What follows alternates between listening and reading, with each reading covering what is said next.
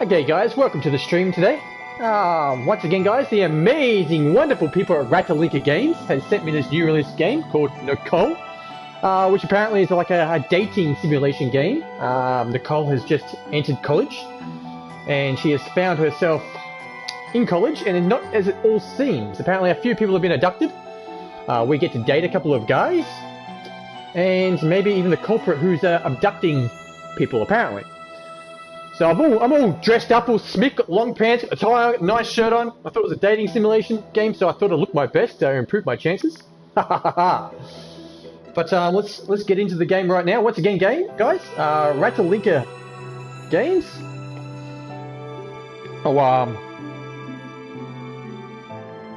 Just put their address into the chat. Ratalaika Games come check out all their wonderful games. Today we're playing Nicole, the new release game for the PS4, Xbox, and I'm pretty sure it's on the Nintendo Switch as well. So please guys, check out ratalaikagames.com. They make amazing games, and let's get into this beauty right now. Okay, so I have no idea what I've done. I've never played this game before. I've only got released today. It got sent to me this morning, and so we're just going to get straight into it. So if I stuff up, I apologize, but that's the way games should be played. There are already tons of people on campus when I arrive. What a cool place. It's busy and loud, but I find that it just makes the atmosphere more exciting in a way. Okay, so... Okay, I don't know if that's me. It's nice to know that nothing's different just because I picked a private university to attend. Thanks to some help from school, I already have most of my stuff up in my room.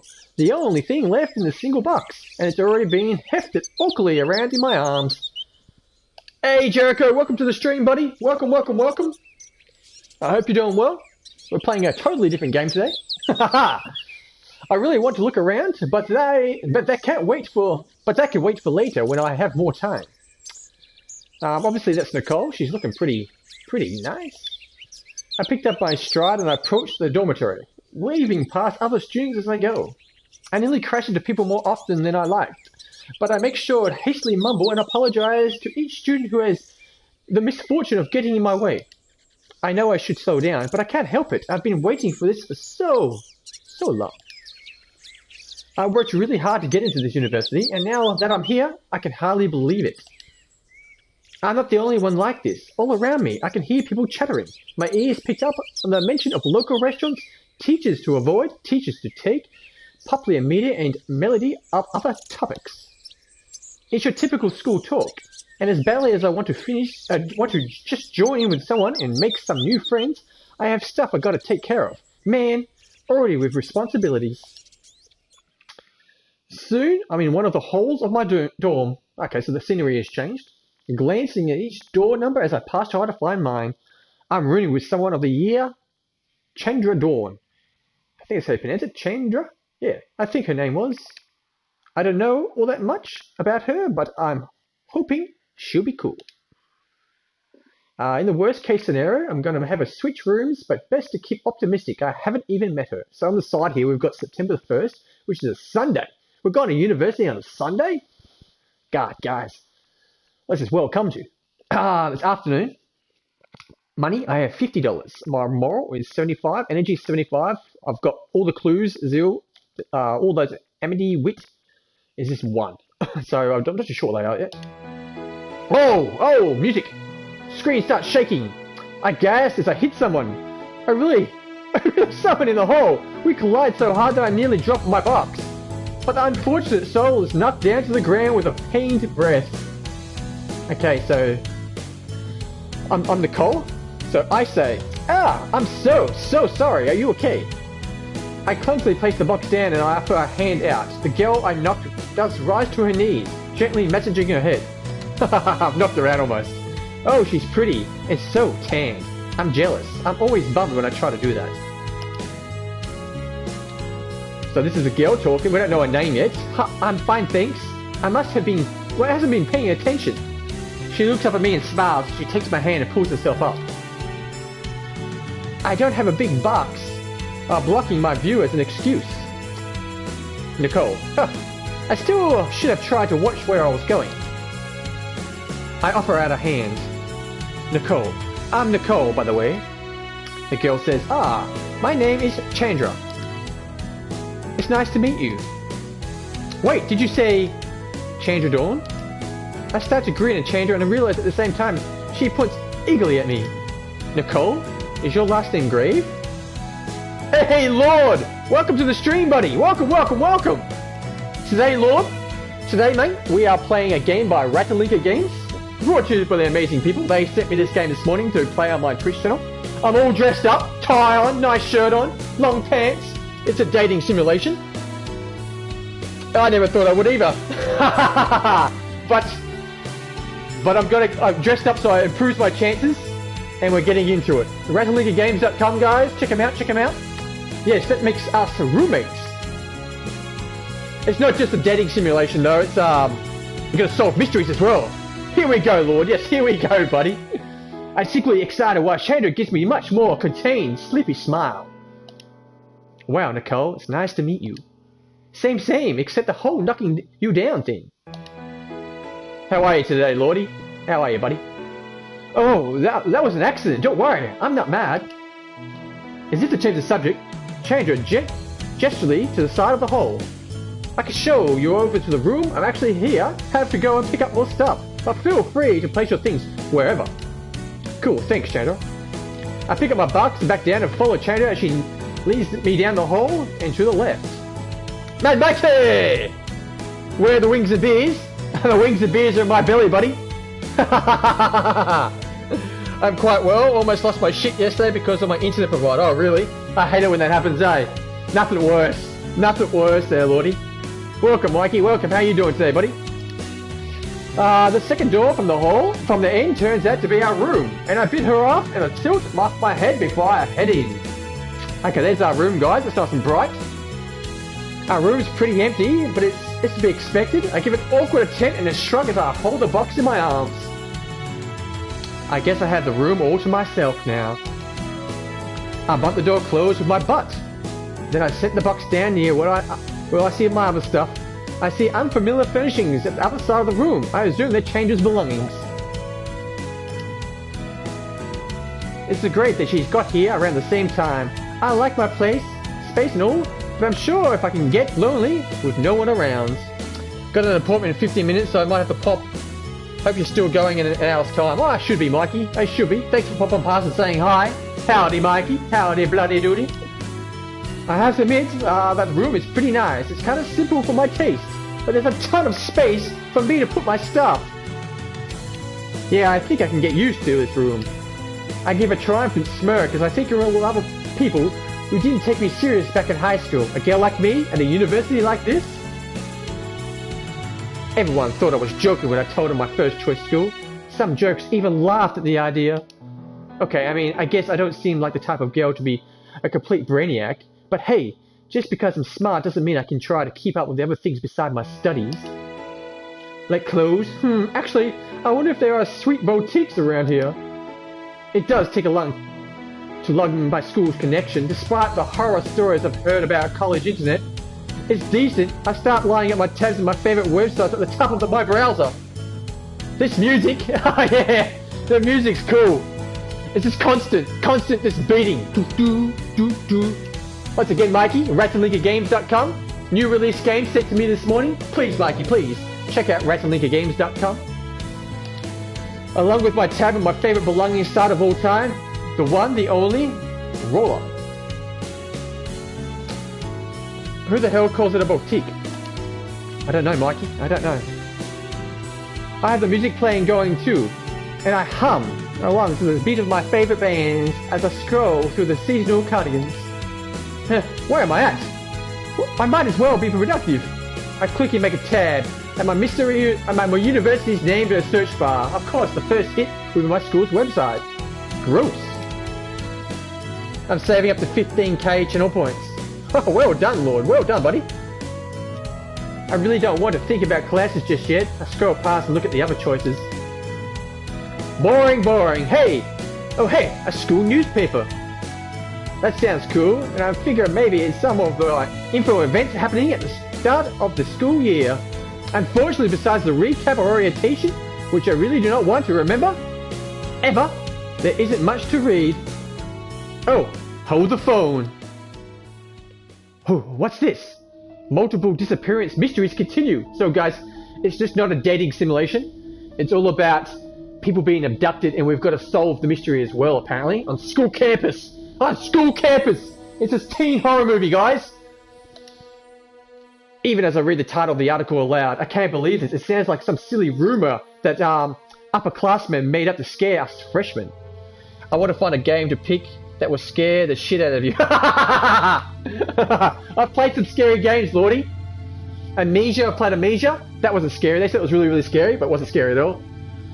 Some indie games. There's a couple of Ratalaika games, Ratalaika.com. District and District 2. They're all quite, they weren't overly scary, but had a nice jump to them. If you check it, they got some horror games on here. Indie horror is pretty good. Resident Evil gave me a couple of jumps. Certain Resident Evils, that is. Not really 5 and 6. Have you ever played Cry of Fear? No, I haven't, Lord. If it's a first-person game, nah, I haven't. I don't really play many PC games either. Strangely enough, it seems credible, and the author even has sources of official statements from the police and everything.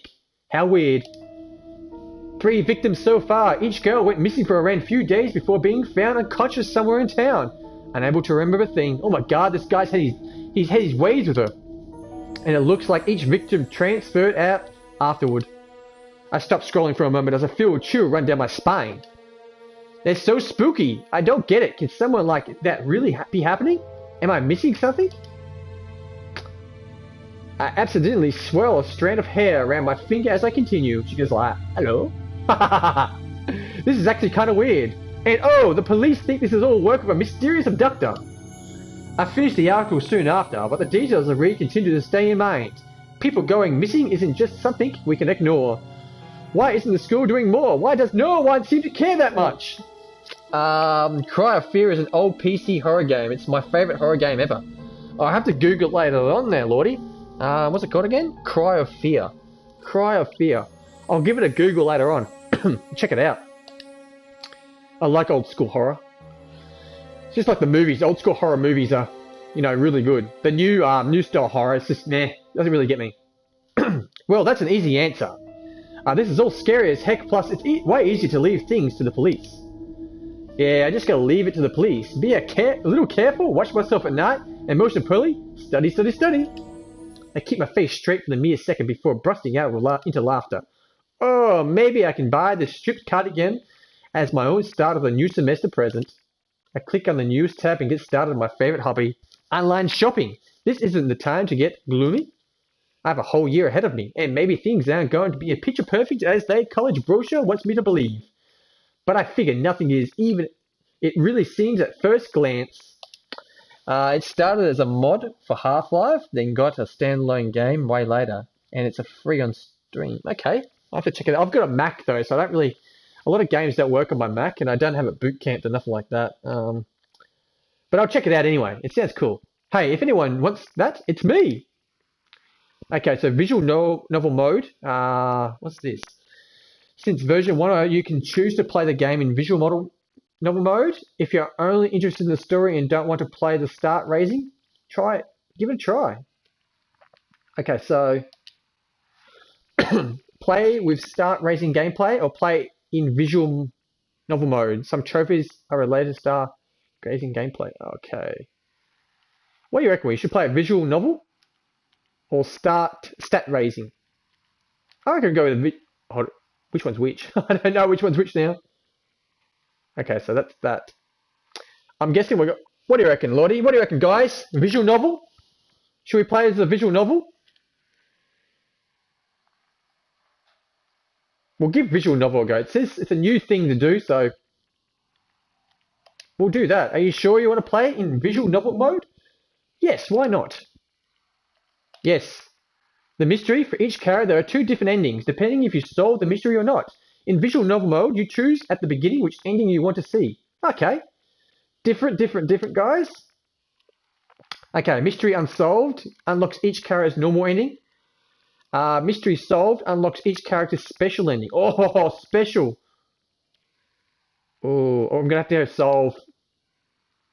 Now's the first 4 scenes for each character will play. They're fixed. After that, you can choose who's to pursue and what the main choice. You can romance only one character. Enjoy. Okay. Also a visual novel. Okay, so Lordy, we're doing visual novel mode. I'm glad you chose that with me as well.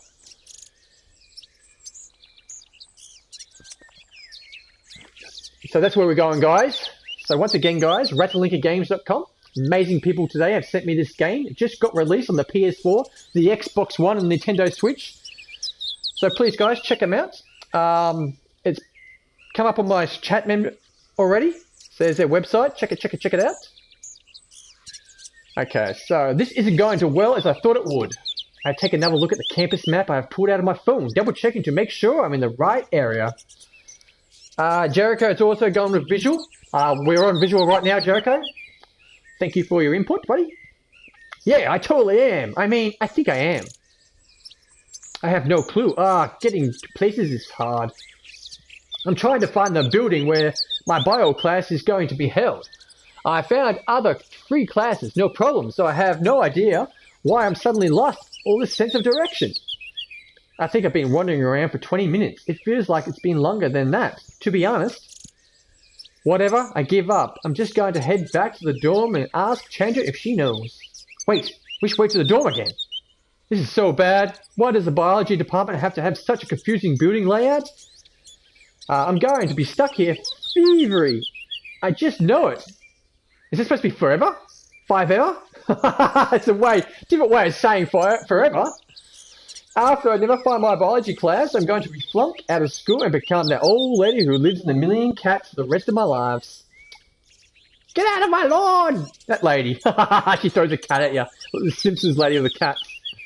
I don't even like cats that much. I'm right in the middle of a mental breakdown when I hear someone call out to me. Hey, you there! Okay, so some spunky dude. Look at him, he's in his suit. That could be me. I've got my tie on. He's got a tie on. Nice shirt on today. Nice long pants. Hairs to the side. I'm looking pretty good. That could be me, except for the hair. Yeah, I'm surprised you can see anything with the hair on his fringe like that. I see a guy approaching. He looks older than me.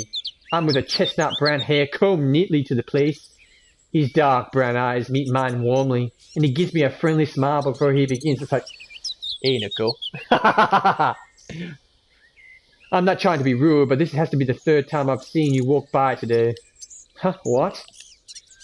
I hold my hand to my face, embarrassed. What do you mean? People have been wandering around like an idiot? The guy chuckles and holds his hand out to try and console me. Please, relax.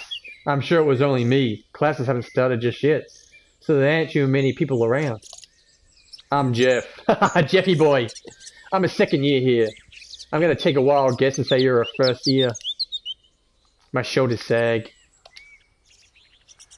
I bet it's pretty obvious, yeah? You're right. I'm Nicole. I hold my phone so Jeff can take a look at my school map. I'm trying to get to this building here, see? Is what my bio class is going to be.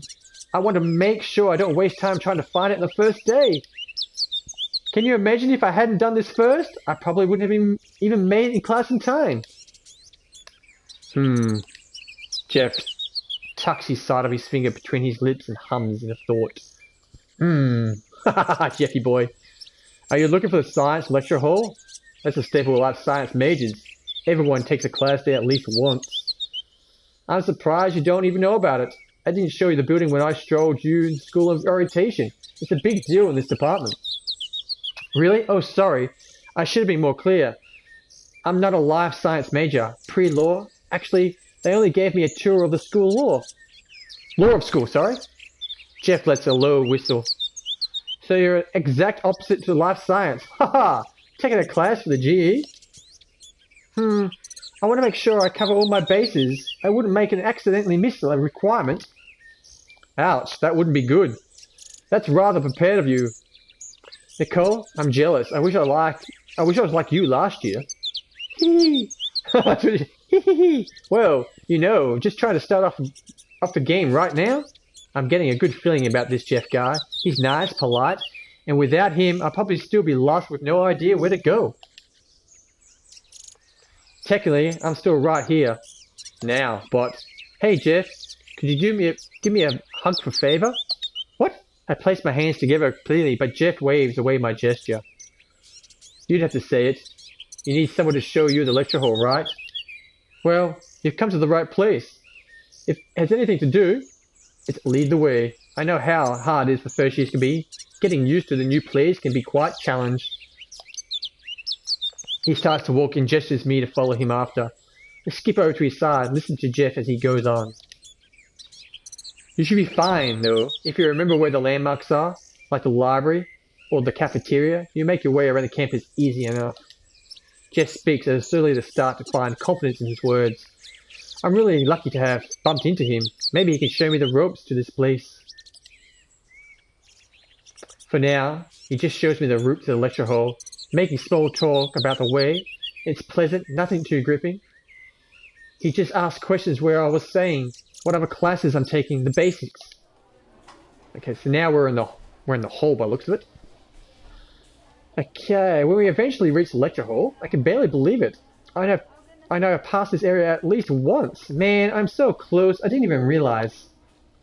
Something tells me this area isn't as new as you thought it would be. Jeff covers his mouth politely as he chuckles at my experience. I don't really mind. I would do the same thing to anyone else.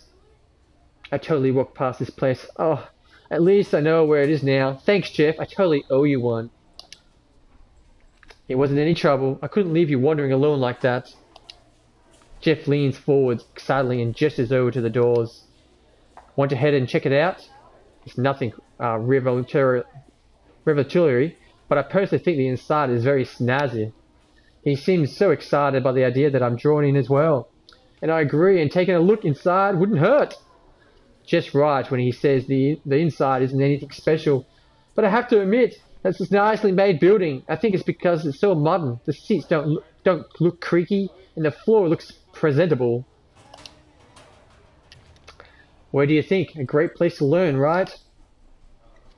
Maybe I should say their names. I'll say their names. Nicole. I guess it's not like I'm going to pay attention to whether the walls match the carpet during class. Jeff. Very true. At least I hope you don't. Not if it's going to distract you from the teacher. Jeff thoughtfully rubs his chin. I'm Jeff. It's got a bit of swagger to this, Jeff. Once again, guys, the amazing people at Ratalaika Games, ratalaikagames.com. This is a new release game. They sent it to me just this morning to play on my PS4 on the Twitch channel. There'll be a review going up later on Metacritic, and this video will also be uploaded to my YouTube. So please check out my YouTube as well. Ratalaikagames.com, guys. Please check them out. Amazing people there. Goo, hey there, interesting game. Yes, Goo, it's a visual novel. We're into the visual novel part of the game now. It's a dating simulation. So it's something different I've never played before. It's about this girl called Nicole. So she's the one on the right, obviously, because there's only one girl there. You play as her. You just entered university, and apparently you've just noticed that people are being abducted. So we're going to start dating some guys, and then we're going to figure out who the person is abducting people. So it's a bit of a mystery, come dating simulation, and it's brought to me by the amazing people at Ratalaika Games. I'll post their link in my channel for you to check out if you want. There you go. And thank you for popping past today. I hope you're doing well. Are you doing well? I hope you are. So Jeff says, say, what classes are you taking? And who with? And with whom, sorry. Nicole, I tell you the name of my class as the person's teaching it. It's lucky I was able to remember that from the top of my head. Jeff, so the bio class from non-bio majors? I should have known. I actually work in the professor's lab. Good to hear, Goo. Good to hear. I'm glad you could pop past today. I'm all dressed up. I don't know why. Got this nice shirt on, nice tie, long pants. I thought it was a dating simulation, so I thought, why not? Let's dress up. It'll help my, maybe help my chances. It's a pretty stupid thing to do, to be honest. I do stupid things. Nicole, like an internship. Jeff, it's common to do after your first year. Your professor is a nice fellow. Not too difficult as long as you do the work and do your best to understand. Then again, what professor isn't like that? Oh, we got some music going. Jeff laughs at his own joke. He sure sounds like he's had a lot of experience around here. It makes me feel like such a noob. Nicole, do you mind if I ask what your major is, Jeff? I don't think you ever told me. Jeff, me? I don't mind at all. I'm a pharmacology. I think that's the word. He's a pharmacy dude. Major here. Nicole, that's like medicine and all that jazz, right? I beat passes. I look at Jeff to see if anything's the matter, and I see him smiling at me, but the corner of his mouth is twitching ever so slightly. Ooh, he's got something to hide. Jeff, around those lines, yes. Though it's more a biology and how drugs affect this biology than medicine and all that jazz. Another bout of forced laughter forces after that. Did I touch a nerve? Nah.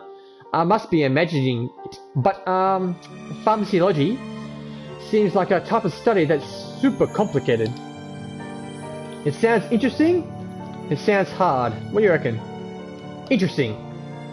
Okay, so that's our first choice, guys. So we've done the interesting. Well, good Scott, pharmacology must be interesting. I don't know very much about it, but I can tell there's a lot to it. Okay, Jeff's relationship with me is +5. I'm bagging Jeff and getting him in the bag and taking him home. Jeff, there's certainly a lot to do. Drugs getting a bad rap, but they do have ultimate potential, unlimited potential. You wouldn't believe the effects they can have on the human body. You'd be amazed. Jeff enemy gestures as he goes, and he can tell there's something super passionate about. It's nice to see that someone. Nicole, so when you're done with the school, do you want to be a pharmacist? Jeff pauses.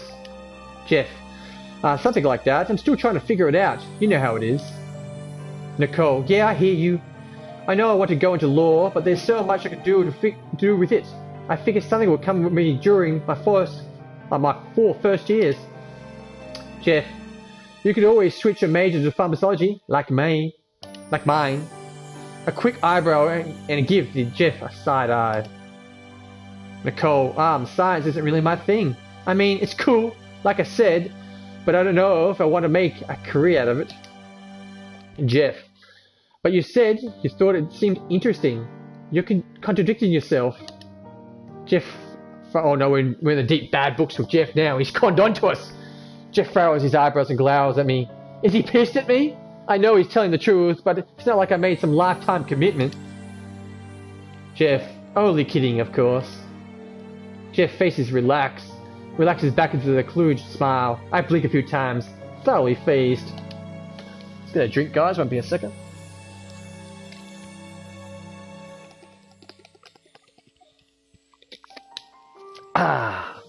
Okay, Nicole, kidding? Oh ho, you mean all that stuff about switching my major?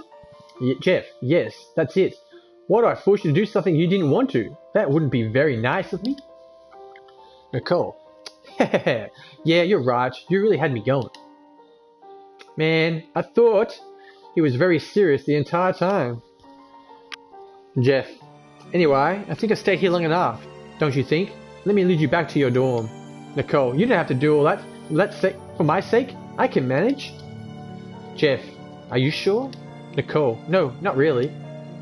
Jeff laughs and faced on how blunt I am. I grin sheepishly in response.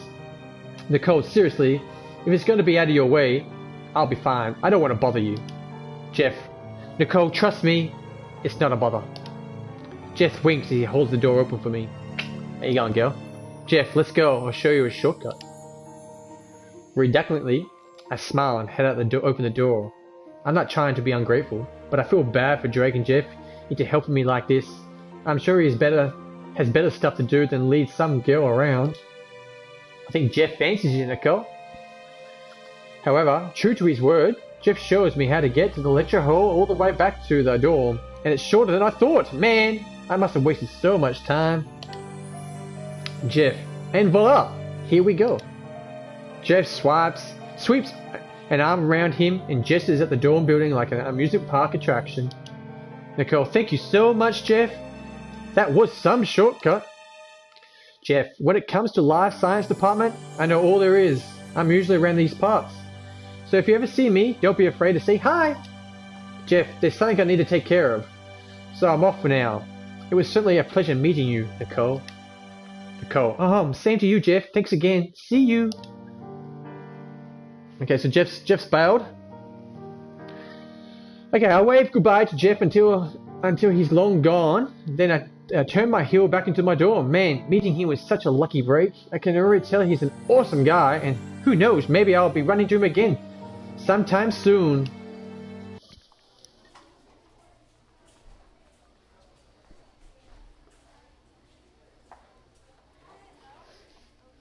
Okay. This isn't fair. I struggle into the criminology class 10 minutes before I'm supposed to start, and what I see makes me want to cry. Nearly all the seats near the front are full. I stop a little and bow my head. I didn't mean to sleep through my arm. I even made sure to sleep at a reasonable time so I'd get up early. So much for that. Sorry guys, stupid buddy. There's no complaining about it now. I better get a seat before I'm left with the ones in the very, very back. I hurry to the aisle and do my best to look inconspicuous about my scoop out an empty seat. Sorry about that, guys. So much writing. The ones I see are all around towards the middle, so I'll probably have to scoot past a bunch of people to reach that. That's going to be awkward. Are there any alternatives? I spot a seat in one of the closer rows, 2 away from the aisle. Not exactly in the middle, like I prefer, but beggars can't be choosers. Hey, Jericho, go, Jeff! Oh, did Jeff plant a seed, you reckon? Jericho, buddy? Are you at work today, buddy?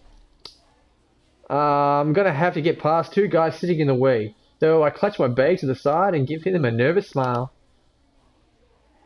Excuse me. Once they notice I'm like right here, I shuffle my way towards the seat, doing my best not to trip on their feet or bags. I nearly make it before I feel my foot snag on someone's backpack.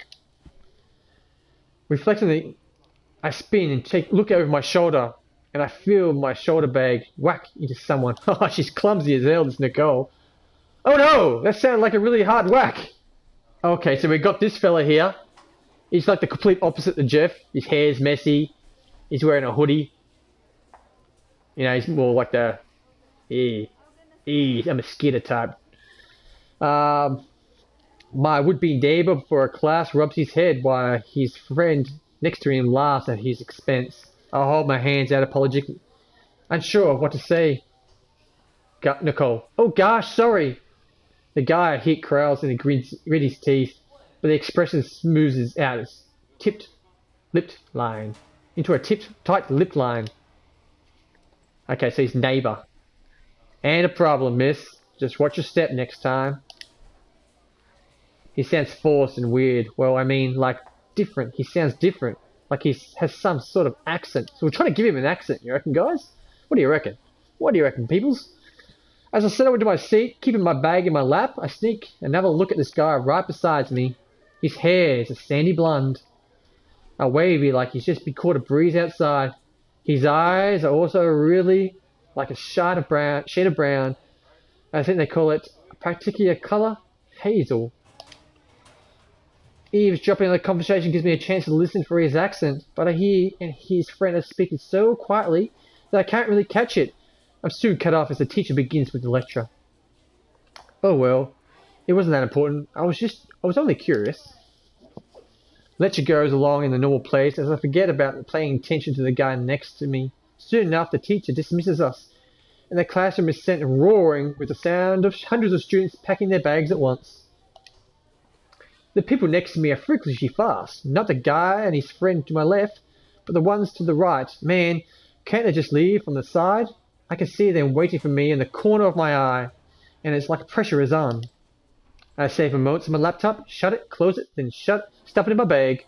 The guy and his friend don't seem to rushed as I am, but I make sure that I am out of the row as soon as possible. Maybe it'll be a better idea if I sit somewhere less crowded next time. If I manage to wake up, that is. Okay, the door slams shut behind me as I leave the building, but a moment later I hear someone throw it open again. So it's a guy, neighbor. Excuse me. Is someone talking to me? I turn around since I don't see anyone else nearby. To my surprise, I'm looking right at the guy who sat next to me in class. I put myself unsurely. So the neighbor. Now, who else would I be yelling at around here? Of course I'm talking to you. I don't know what accent to give him, guys, so this is what I'm just come up with. I'll probably lose it halfway and give him a totally different accent. But we're just going with it. We're just going to roll. He marches straight towards me and thrusts out his hand, filled with several familiar-looking pens. Nicole. Hey, they're mine. Did I drop them? He nods.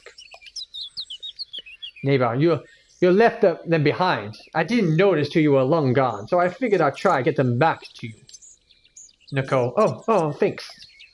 I hold my palms out, and the guy drops the pens carefully into my hands. My fingers wrapped around their necks to keep them secure. Nicole. I didn't even use these guys in the class today. How did I manage to drop them? Neighbor. Your bag probably had to open a pocket. You're best careful not to let it happen again. Not everyone in this world would be kind enough to return them. Nicole. I'm really glad you were. I laugh in relief as I put the pens back in my bag. I make sure to double check that I closed the pocket this time. Nicole. I'm Nicole. It's nice to meet you. So his name's Ted. Ted. Likewise, it's a pleasure to make your acquaintance. He offers a polite hand. I lightly shake it. Now we're talking one-on-one like this. I instantly recognize where Ted's accent is from. I'm so sure I would know it, but I wouldn't hurt to check. Nicole. So whatever accent I gave him, guys, I don't know if I guarantee it's not going to match what they say it is. Okay, I'm going to come out with it and say it. You're not from here, are you? The corner of Ted's lips turn inward like he's heard this several times before. Ted. It was a draw that gave me away, huh? I try my best to control it. But some things do their darnest to stick with you. I'm from the South, born and raised Alabama. His accent doesn't sound like that. Not that I know what it sounds like. To be precise, I moved here a couple of years ago. I'm giving him an Irish accent. So he's Irish, but he's from Alabama. That's what we'll do, guys. We're just changing it up. I knew it. I allowed myself the smug moment to start smiling. Ted immediately takes notice. Ted, why are you grinning like that? He crooks a bow and puts his head to his hips. Ted, go on, spit it out. You look like you're going somewhere. Got something to say? Nicole, it's nothing bad. It's only about your voice. To tell the truth, I don't know how it's going to react to you when I just thought. Okay, so we get a choice here, guys. The way you talk is funny, the way you talk is cute. So we're going to get cute. We're going to get Ted on our sides. Nicole, I just think the southern accent is cute. Ted rolls his eyes and scoffs. Ted, that's not funny. Nicole, no, I'm not kidding. It's charming. You never hear anyone talking around here like that anymore. I grin wildly and get an idea. Nicole, hey, would you mind saying something for me? Like one of those funny sayings you guys have? Ted, what do you mean? You don't have any weird sayings. Nicole, but you have to be... But you hear it all the time on TV. Ted shoots me an incredulous look and quickly shakes his head. He suddenly starts taking a mile a minute, sounding incredibly defensive. Ted, and you're really going to believe that? Okay, maybe there's a little truth to those shows, but just a little. No one talks like that back home, especially not me. Ted, another thing, and another thing. The tops of Ted's cheeks go a little red. Ted, don't call me cute. There ain't no guy who would want to be called cute like that. Nicole, I didn't call you cute. I said your accent was cute. Not that I'm saying you're ugly. Ted, is there something in principle? It's the same thing in principle. Ted shouts hastily as he clears his throat, embarrassed as he realizes how worked up he is. Ted, pardon, I didn't mean to yell, but you better off be finding some rodeo clown to take something for you. I'm not some toy for you to play with. I decided to lay off the poor guy as I hear how huffy his voice sounds, but it's kind of fun to see how far I can push him. He seemed so composed. I wouldn't imagine it would be as easy to rile him up. Nicole, hee, fine. You just said a whole bunch right there. I figure that counts. I just have to wait for you to slip and give me something especially southern. Ted, that ain't going to happen. So you bet your bitches on it. Your britches, not bitches, britches. Sorry guys. We both pause. I give Ted a cheeky look, and he looks about ready to slide his hand down his face when he realizes what he's done. He turns and coughs into his fist, readily and hastily changes the subject. Ted, anyway, I better get a chance to say this, but thanks for the compliments. I mean, I'm still enough of a gentleman to know when you express this gratitude. Once again, guys, this amazing game is brought to me by the amazing, wonderful people at Ratalaika Games, RatalaikaGames.com. This game's available for the PlayStation 4, which I'm playing on it right now, the Xbox One, and the Nintendo Switch, I do believe. So I'm just going to post their link in my chat window, RatalaikaGames.com. A lot of great games, as you've previously seen on my channel, played in the past. District 2, Ultra Dimensions, Ultra Hat Dimensions, which is a puzzle game, and loads of other games, guys. So please check them out, RatalaikaGames.com, and I'm pretty sure you'll find out something you like. Not overly expensive games, and available for all consoles. And if you're interested in the games, I'm pretty sure you better find them on Steam somewhere as well for your PC. Nicole, no problem. I like how you talk. Okay, so Ted's relationship is +5. Woo! Teddy boy! Ted, I get it. You'd have to keep saying it every 2 seconds. Nicole, I'm only making sure you know. Ted looks like he's trying really hard to hold back a sigh. But I can tell the two of us have gotten a little friendlier. You don't just argue with someone random stranger. At least I don't. I kind of wouldn't be surprised if Ted did. Ted, what about you? I hear you've got an accent yourself. Nicole, what? What, me? I don't have an accent, I think. Ted, you're kidding. You sure do. If I had to take a chance, I'd say you're from California. Nicole, whoa. He's like the first person to ever guess that right away. Nicole, yeah, I'm from there. How'd you know?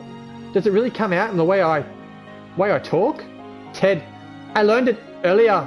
You never realize how different it sounds to you surrounded by people who don't talk much like you. You might as well stand out like a sore thumb. He makes me feel self-conscious of my voice now. I doubt Ted minds, since he's in the same boat. But I wonder what other people think when I speak to them.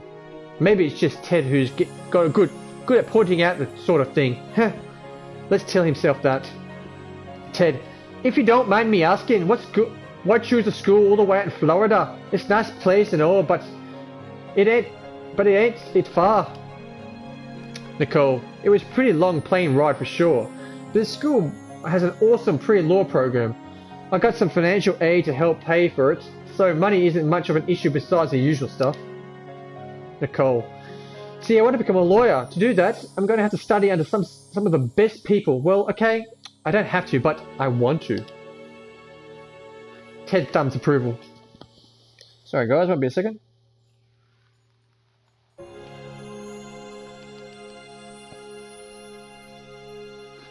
There we go, sorry. Ted, yeah, we've done that. That's what he does. Ted, I like that. In fact, the fact you're willing to come this far to learn means you've got the drive. That's respectable. Does this mean you're in our law school? Nicole, just started. How about you?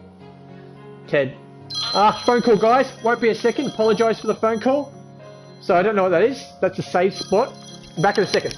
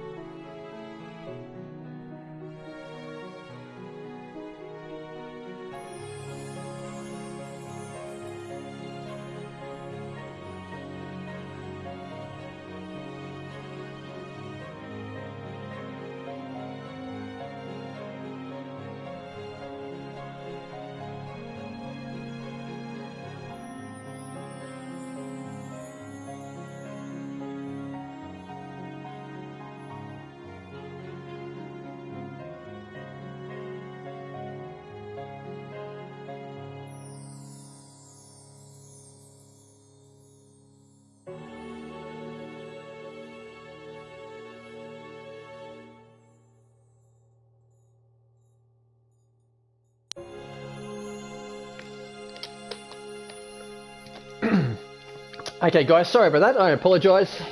I am back. I'm back. Jericho says Nicole is hot. I do agree with you, Jericho. I do agree. She's a lovely looking lady. Okay, Ted. Second year, criminal justice major. I'm looking to go into law enforcement. It's like my old man. So I do apologise for the accent of Ted, but that's what we've given him. I just kind of swap it up a little bit. Nicole, so like joining the police or something like that? That sounds totally scary to me. I don't think I could ever do that. Ted, my pup says it can be hard at times, but that's not enough to scare me off. You didn't go to university to be a policeman, do you? I don't think so. No, not here in Australia, you don't. Anyone could be a cop. You just rock up. Okay, back to it. The way Ted says that it isn't backed and croaky arrogance, but humble confidence. Ted, just cause there's some scary jobs out there and got to stop people from doing them. I figure if someone is gonna have to do it, why not me? If it's something I want to do, well, even better. Ted looks down at his watch on his wrist and takes a few steps back into the other direction. Alright, Ted, sorry. Alright, I got stuff back at... sorry, let's start again. Alright, I got your stuff back to you. So I'm done here. I see you around class. Probably remember to keep better track of your things, okay? Nicole, will do. Bye, Ted. I waved Ted off his departs, then fall into my own thoughts for a moment. Compared to him, I'm pretty spastic. I woke up late. I hit him in the face, left my things. He must wonder how I get around on my own. But every cloud has a silver lining. If I hadn't left my things, I would have never made new friends in the class. If I can call Ted that. He seemed like he was keeping a professional distance from me during the whole conversation. I guess it'll just take some time. We'll have the whole semester to get to know each other. And why wouldn't you? Nicole's pretty hot, guys. Okay, once again, guys, RatalaikaGames.com. Check them out. The amazing people that sent me this game. Only new release game. Only released today on the PlayStation 4, Xbox One, and I think Nintendo Switch as well. Only released today. And the date today, I have no idea what the date today is. The date today is the 30th of July, I do believe. 2020.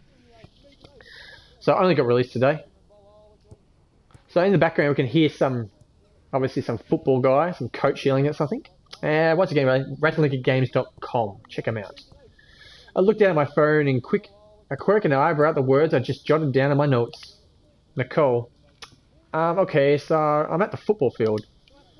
Yep, this is definitely a football field. I see a giant yellow goalpost poking from beyond the bleachers.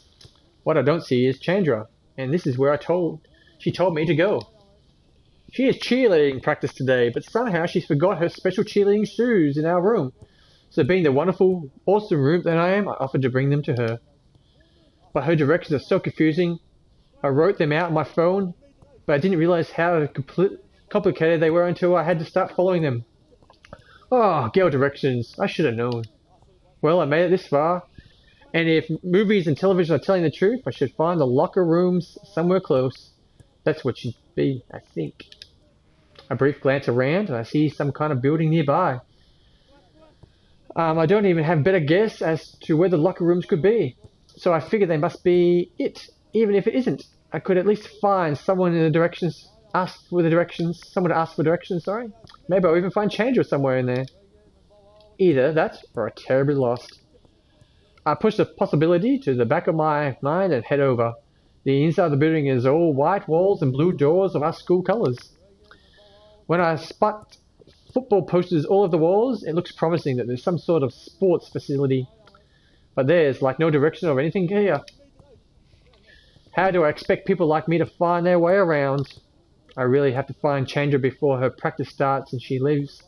She's left shoeless. There was some combination of dumb luck and the right-hand rule was not long before I wandered into the room with rows of lockers against the walls. Ha! I did it! The building is where the locker rooms are held. It's surprisingly clean here. There's a stray water bottle and a few towels left on the benches, and some shoes are measly shoved into a cubby under the lockers.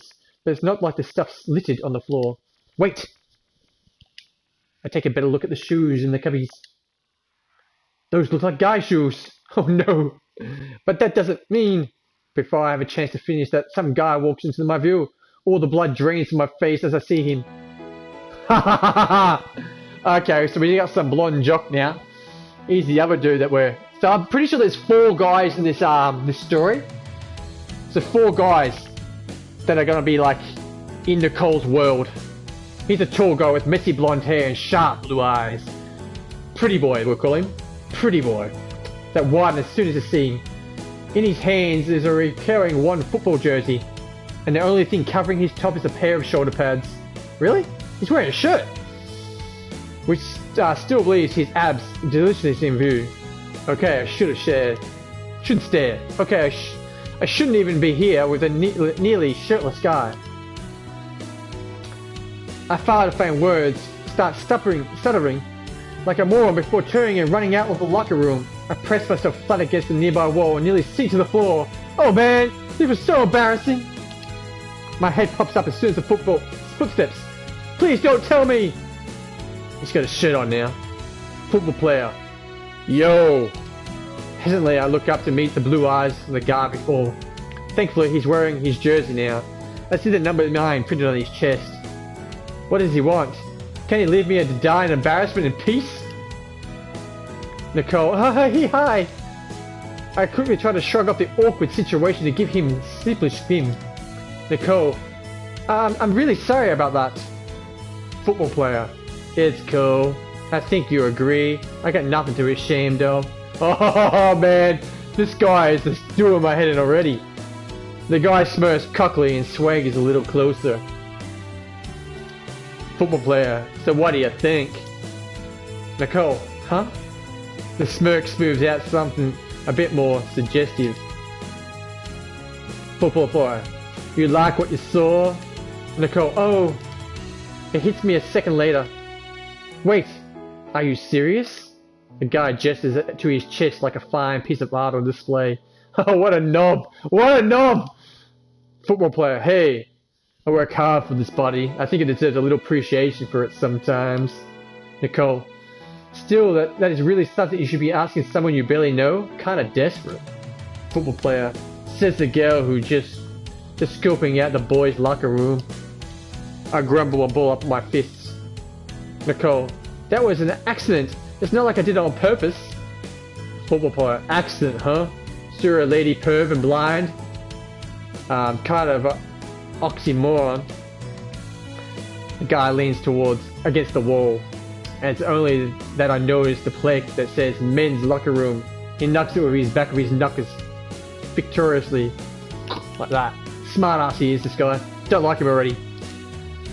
I must have missed that. My admission makes the guy burst out with laughter. I hold back a blush so he doesn't get to the satisfaction. He seriously started to get on my nerves. Who is this guy? Nicole, don't laugh at me. Who do you think you even are? The guy stops cold and he looks at me like I've asked an impossible stupid question. Football player, who am I? You're asking who I am? What? You've been under a rock? Football player. You're looking right at the mighty number 9, Kurt Madry. Madry? Yeah, quarterback of the football team. He holds up a finger, leans what the hell? He holds up a finger, leans into me and winks. Football player. Not only that, I'm only a freshman. One of the few that made the cut this year, I might add. Nicole, I don't buy it. The guy, or Kurt, deflates like a balloon. And I slightly hope that his ego does the same thing. Kurt. Come on! I got the jersey, don't I? Nicole, sure, but if you're just a freshman, of course, I wouldn't have heard of you. Kurt, but it's not every day a guy like me joins the team. Usually, I'd be pissed at anyone who doubted me, but since you're a mighty fine babe, I think I can let it slide. Kurt, just this once. He grins at me like he's done me the world's biggest favor, and a scowl. Yeah, the guy is definitely annoying. Kurt, you still haven't told me your name. You know, so you're not the only blind, but mute too? Nicole, it's Nicole. Nicole Grave. There, happy? Kurt. Nicole Grave? The way Kurt says my name, like it's a flavor in the new line of dessert, makes me never want to hear him say my name ever again. It's so objectifying.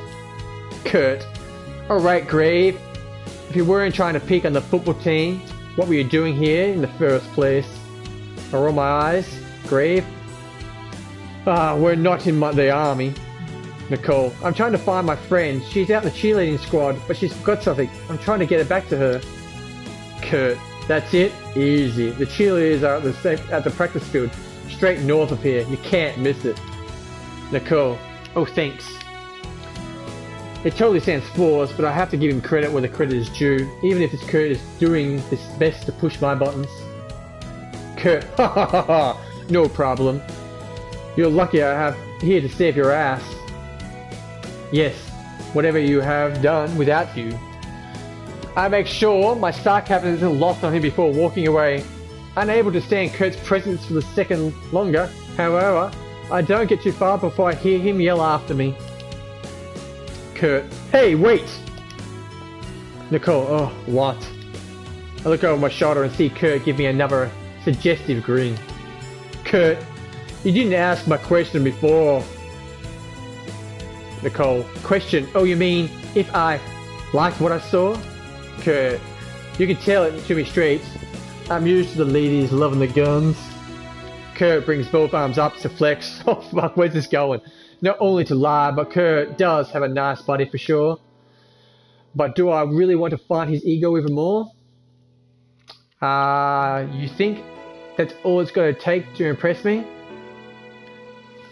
So what should we can go, you think that's all it's going to take to impress me? It's good, but I've seen better. What do you reckon? I reckon we'll do the top one, eh? Okay, we'll do that. I don't really like this Kurt fella. It's really one of those jocks. It's my turn to smirk now as I come up from a response. Nicole, I know your type. Kurt, my type. Yeah, you're the type of guy who thinks that he waltzes up to any girl he wants, shows some muscle, and should be punting into your grubby man hands. Well, the news flash, it's going to take more than a six-pack to impress any girl worthwhile. Especially me, you'll find a lot more than that. I expect Kurt to yell and give me a chance to make a getaway, but he just stays quiet and gives me a hard look. It's kinda unsettling. Kurt, then what's your type then? My type? I could have hit him myself and I realised I sound like them. You mean, what type of guy I like? What else? I don't think I've ever thought too much about that. I cocked my head and hummed thoughtfully. Nicole, call me shallow, but I find him attractive. I want a guy who's funny too. If that helps, he's smart. Has a good personality. Oh, and a bonus is that he buys me clothes whenever I want. Nicole, that'd be super awesome. Huh. Just like Wonder Man. Kurt, Wonder Man? You mean that superhero? Nicole, Kada! Who else? Kurt shakes his head and holds out a hand to stop me before I get carried away. Kurt, I'm talking about real people only, Grave. Not only creepy crush you have on some made-up character. Nicole, hey, I didn't say I had a crush on Wonder Man. Anyone? I add silently. Nicole, the short answer is my attraction to is complicated. Like most people, you know that if you didn't chase anything with boobs and a pulse. Not that I know that for sure, but I bet I'm right. Kurt, maybe that's just how I roll. Simple, no strings attached. But even now and then, I get in the mood with someone a little more complex. I see him eye from top to bottom. I mean from top to bottom. I shudder and back away. Nicole, in your dreams, sicko. Kurt, is that an invitation? Kurt grins. Oh, I don't know that word, eh? Particularly, that's me and I grown loudy. I don't care about entertaining him any longer. I'm getting out of here. Nicole, I'm going to find my friend before I vomit. I make it to the point to avoid his stare, but as I walk away, I hear him bid me goodbye. Don't you think I'm going to let you get away that easy, Grave? I need to keep my eye on someone like you. I face him and just glare. Bite me, Madri. Madri. I think that's his last name, isn't it? Yeah, Madri. With that, I'm on my way. Man, Chandler's going to owe me big time after this. Yeah, the Ted fella. Ted fella's nicer than, what was it? Was it Jeff? Ted, and then we got this guy here. This guy is just a complete knob. I'm so done. Done! I know I'm only halfway through this assigned reading, but I need a break. My head feels sick from the laws of legal jargon. Chandler isn't here either. She's out leading cheers or something. Good for her. But bad for me. I'm so bored with no one to talk to. Once again, guys, the amazing people at Ratalaika Games sent me this game to play on my Twitch channel today. Please do yourself a favor and check out ratalaikagames.com for all their wonderful games. This is a dating simulation come visual novel. So we chose the visual novel. There's a 2 options part. We chose the visual novel part of the game. Okay, I briefly consider a nap to rest and recharge, but the open by screen of a laptop is so inviting. I'm logging into my favorite blogging site, Roller. Seconds after the idea pops into my head. I actually run a blog on the site. It's pretty popular, even if I don't just talk about my hobbies. I usually write funny stories about my day, just post pictures and clothes of interesting things I see, and interact with my friends I made online. It's a lot of fun. It's a way to express myself. Think of it like this: musicians and instruments are their artistic medium, and poets use paper. In my case, I use my computer. That actually sounds kind of lame now that I think about it, but I promise it's way better than I'm making it sound. Oh, before I forget to mention it, my username is Horticulture. Pretty easy to remember, right? Lots of people on Roller just know me as Horta. Well, I'm flickering the wheel of my mouse, scrolling down the posts of the blogs I follow. Most of them are my friends' blogs, but there are some posts from people I barely know. Case in point, this Volix guy. Volix is, I think it's Volix? Volix? We'll just call him Volx. Volx is a totally cool blogger that's getting super popular lately. Pardon me. It's not like he makes a huge number of posts or anything like that. He just has a unique, interesting way of thinking that draws you in. He got me with a series of posts dedicated to antique cars. Don't get me wrong, I'm not a gearhead. That's why my mind was seriously blown and I couldn't stop reading. As you can tell, I'm a huge fan. The first time I ever read Volk's blog was about a week ago or so, and I honestly decided to follow him. From what I've read, he's a mystery. He doesn't seem to interact with anyone on more than a casual level. All that's known is Volks is a guy currently starting college and growing increasingly sensational day by day. But he has to be a great guy if he's so popular. Man, I wish I made friends with him. Nicole, wait a second. I freeze in my seat as I read one of my new emails. It's a message from Roller. Volks is now following you. A winner is you. What? So now this guy's following us. Maybe this is the 4th guy. The 4th guy, guys. As I said, the story is you're Nicole. You joined this university to study law, but when you were reading the school newspaper, you noticed that 4 people have been abducted, and the police are in on it. And the story is you're going to date 4 guys, and maybe one of those is the guy that's abducting people. So maybe we'll get to solve the mystery on our own.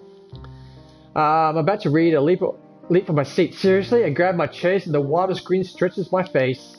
One of the coolest bloggers is following me? Ha! Total score. I checked the email date, and it seems it was sent yesterday. I hadn't been aligned at all to all my concentrate on the reading I had to do for my classes. Boo! Wait a second. I haven't thanked him for following me. What if he thinks I'm ignoring him? Oh, man. I don't want him to think that I'm rude or anything. Alright, Nicole, calm down. You can do this. Just think of something. I try to act natural, try to be polite. Act natural. Always be yourself, guys. Always be yourself. It's best to let this guy know he's getting into. If you're going to be a friend of mine, you better learn how to handle me, baby. After forcing myself to relax, I think of something to send him a Roller. Nicole, let's see. Hiya, Volix. Only Darwin I read you followed me. I wanted you to message you saying thank you so much and that I'm a huge fan of yours. That's good enough, I think. I steel myself from what I'm about to do and then click the send button. Now going back. No, going back now! And that's left to see that I'm scared him away or not. Bruh. Time to see, to move slowly from the moment. I click on the roller tab and hum nervously to my music as I wait for the response from Volks. Suddenly, I see a notification from the roller saying, I have a new message. Volks, I must say that this was a welcome surprise. My enthusiasm may not be too enough compared to yours, but hello there, horticulture. No need to thank me for the follow, the honor is all mine. So we don't get to see this guy because he's obviously on the internet, we don't get to see a picture of him. But Nicole, she's quite into this guy. Alright, so you guy may think that he's out of the 18th century English novel, but there's something endearing about him. Smiling, I type a message back out to him. Halter. So obviously it's Nicole. I didn't know following me could be considered an honor. You're such a sweetheart, folks. No wonder you're so popular. I'm bouncing in my seat during the few minutes it takes me to reply. Folks, oh, come on. So obviously they're having like a little relay chat going on now. I am not that popular. All I do is write my thoughts, perhaps blog an interesting picture here and there. Nothing so worthy as to deserve all this roller fame people say about me. I smirk, this guy just oozes modesty. And no, I'm not being sarcastic. Gosh. Halter. We'll just call her Nicole. But I do say you can talk kind of funny. Volks, why yes, all the time actually. I get more of the conversations as we continue soon. We're talking about school, and I'm letting loose the details of my day-to-day academy life. Volk, surely you're joking. The first month of the semester, you're already seeing someone sleep in your class? I had to stop myself from laughing. I warned him it was a funny story. Nicole, I'm being 100% serious. The guy was napping face down in his notebook and everything because the professor totally wouldn't notice. Volks, yes, the professor was probably too busy fighting off his own urges to take an afternoon siesta. Nicole, the French, right? I almost had confused with Spanish. That's French, right? Siesta, potato. Looking at your username, wouldn't it be correct to assume you are knowledgeable in a few languages? Nah, Nicole, the best I can do is order my food or course a guy out. Course.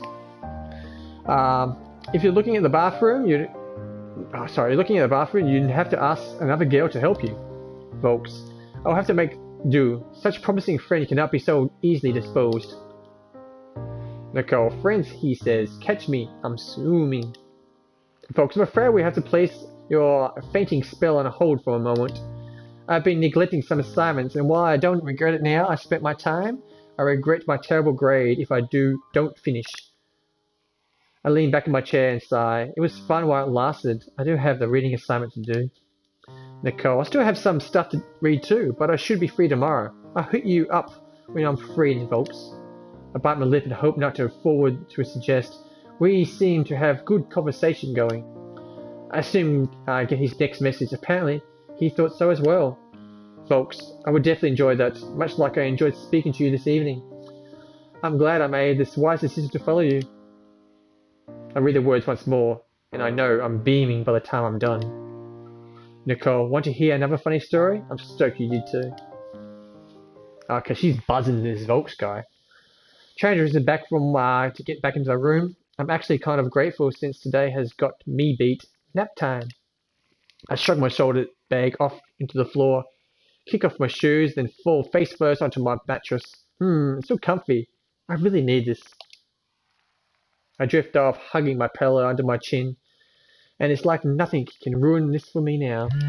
Oh shit, what was that? Sorry guys, I didn't expect the sound of the phone, the vibration. It's never that easy though. I groan as my phone starts buzzing in my pocket. I was so tired that I didn't bother taking it out. Glowing with my face still in the pillow, I dig it in my pocket for my phone. Nicole, I'm gonna kill him. Okay, caller ID is your mum. I look at the caller ID with squinted eyes. Oh, just kidding. It's my mum. I sigh and debate if I should answer it or not. On one hand, I have a good excuse. I was taking a nap. On the other hand, my mum probably wouldn't care. I answer the call and place the phone near my ear. To my ear. Nicole. Hello. I roll over into the back and look up to the... I roll over onto my back and look up at the ceiling. Sorry guys, got a bit of tongue twister going on there. All this reading. I'm not the best reader in the world. As you probably could tell. Some words I have no idea, so I make them up. But it's fun sometimes to play a game that's got a lot of reading instead of shooting someone in the head or doing other things. It's a totally different game, and the games I supply all different types of games on my channel, guys. So please check out Ratalaikagames.com. Wonderful people there, wonderful. Thea, oh, so you actually did remember you had a mum. Thea Marin, single working mother of 2. Who never lets me forget. I love her. Don't get me wrong, but the woman is a world-class nagger. Nicole, hi mom, how are you? My voice is low, unauthoristic drone. Thea, I'm just getting tongue twisted now, guys. Sorry, I gotta calm down here. I just got home from the band booster meeting. Band booster? What's that? You would not believe how expensive these new uniforms are going to be. It's just outrageous.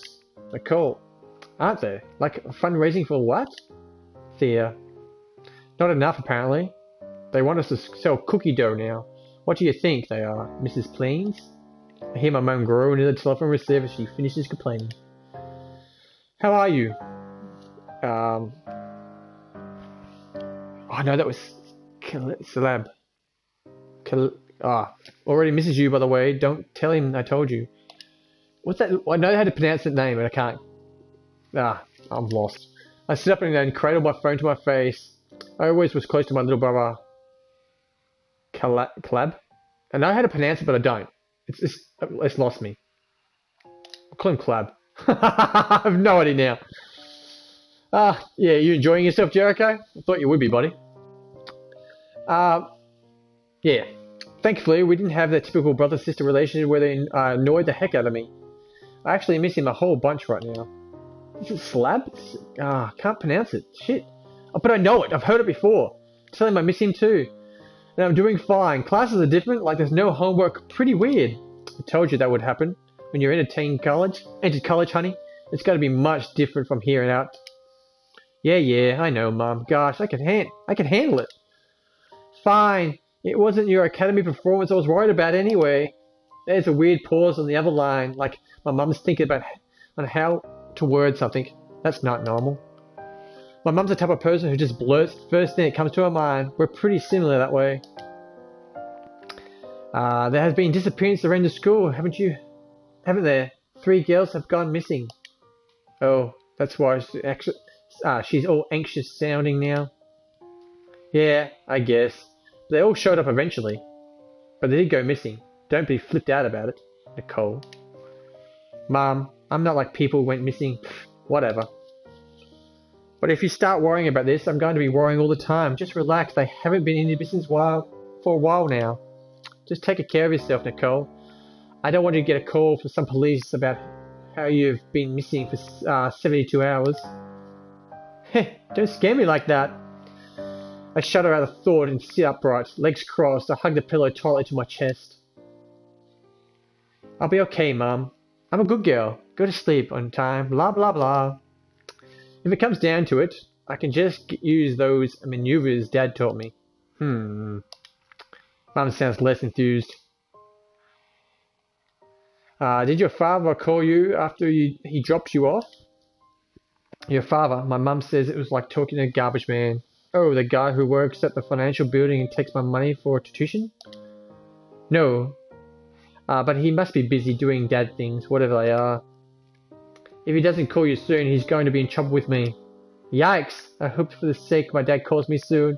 Then, when he's in trouble with my mum, you're seriously in trouble. So, anything worrying you? Anything the matter? You're good? I'm good, yeah. I like my roommate. I've been making few friends around school. Class is fine. I've got it under control, trust me. That wouldn't be the first time I've heard you say that, but okay, just be careful, Nicole. I mean it. Yes, Mom. I'm gonna hang up now. Okay, bye. I love you. Call me before you go to bed.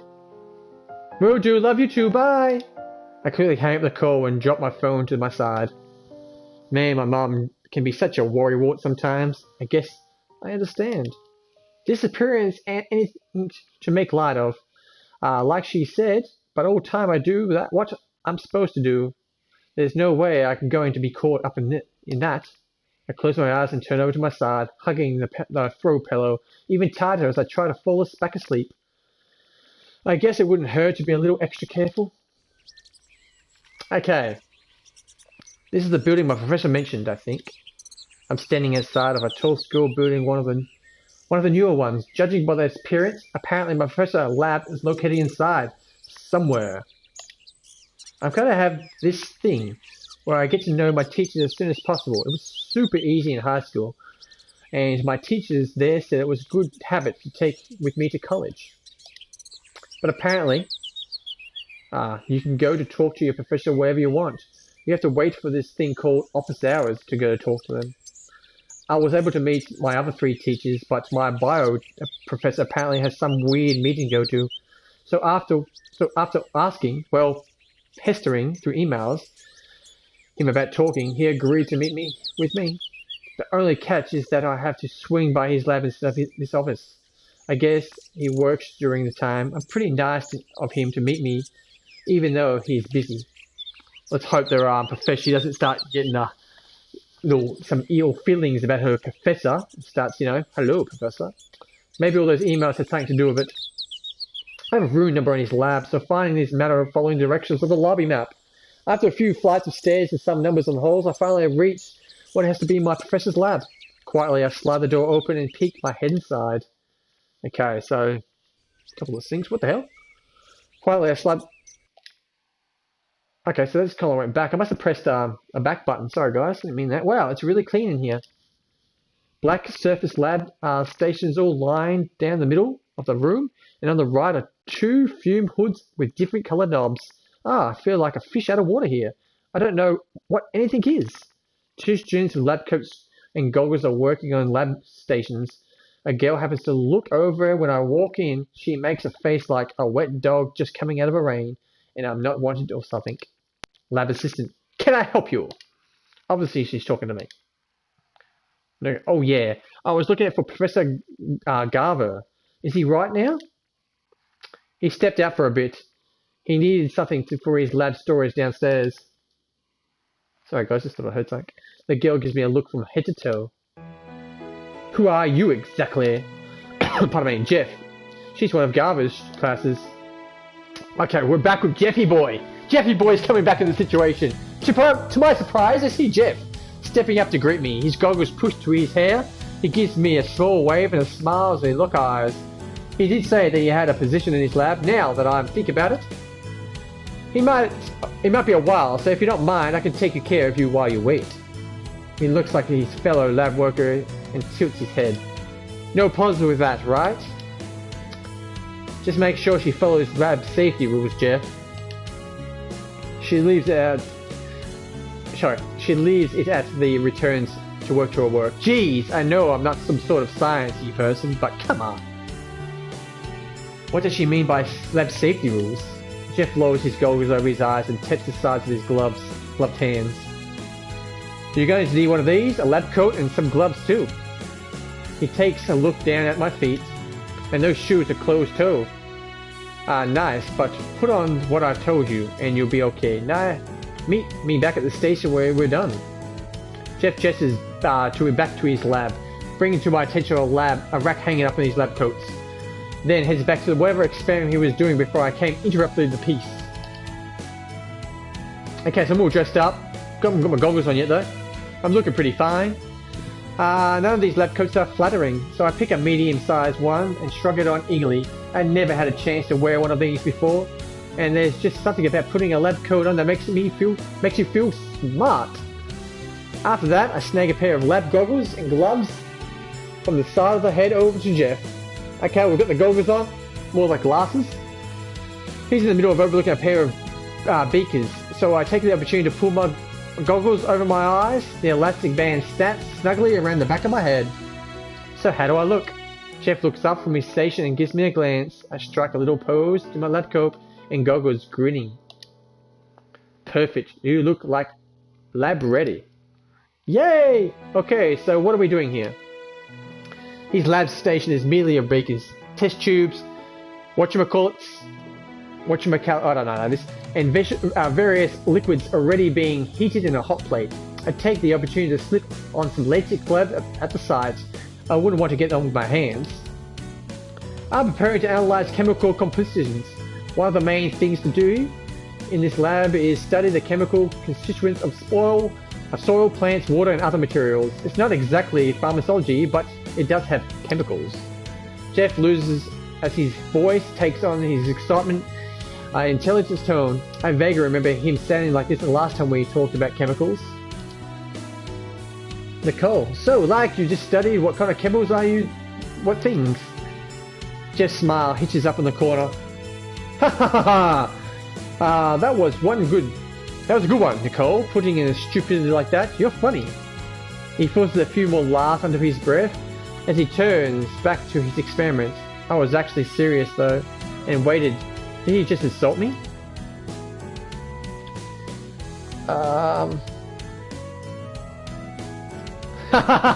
Welcome, buddy, welcome! I'm still following you. I'm following you, buddy, too. Welcome, welcome. How are you doing today? Just got a message from someone, so it won't be a second.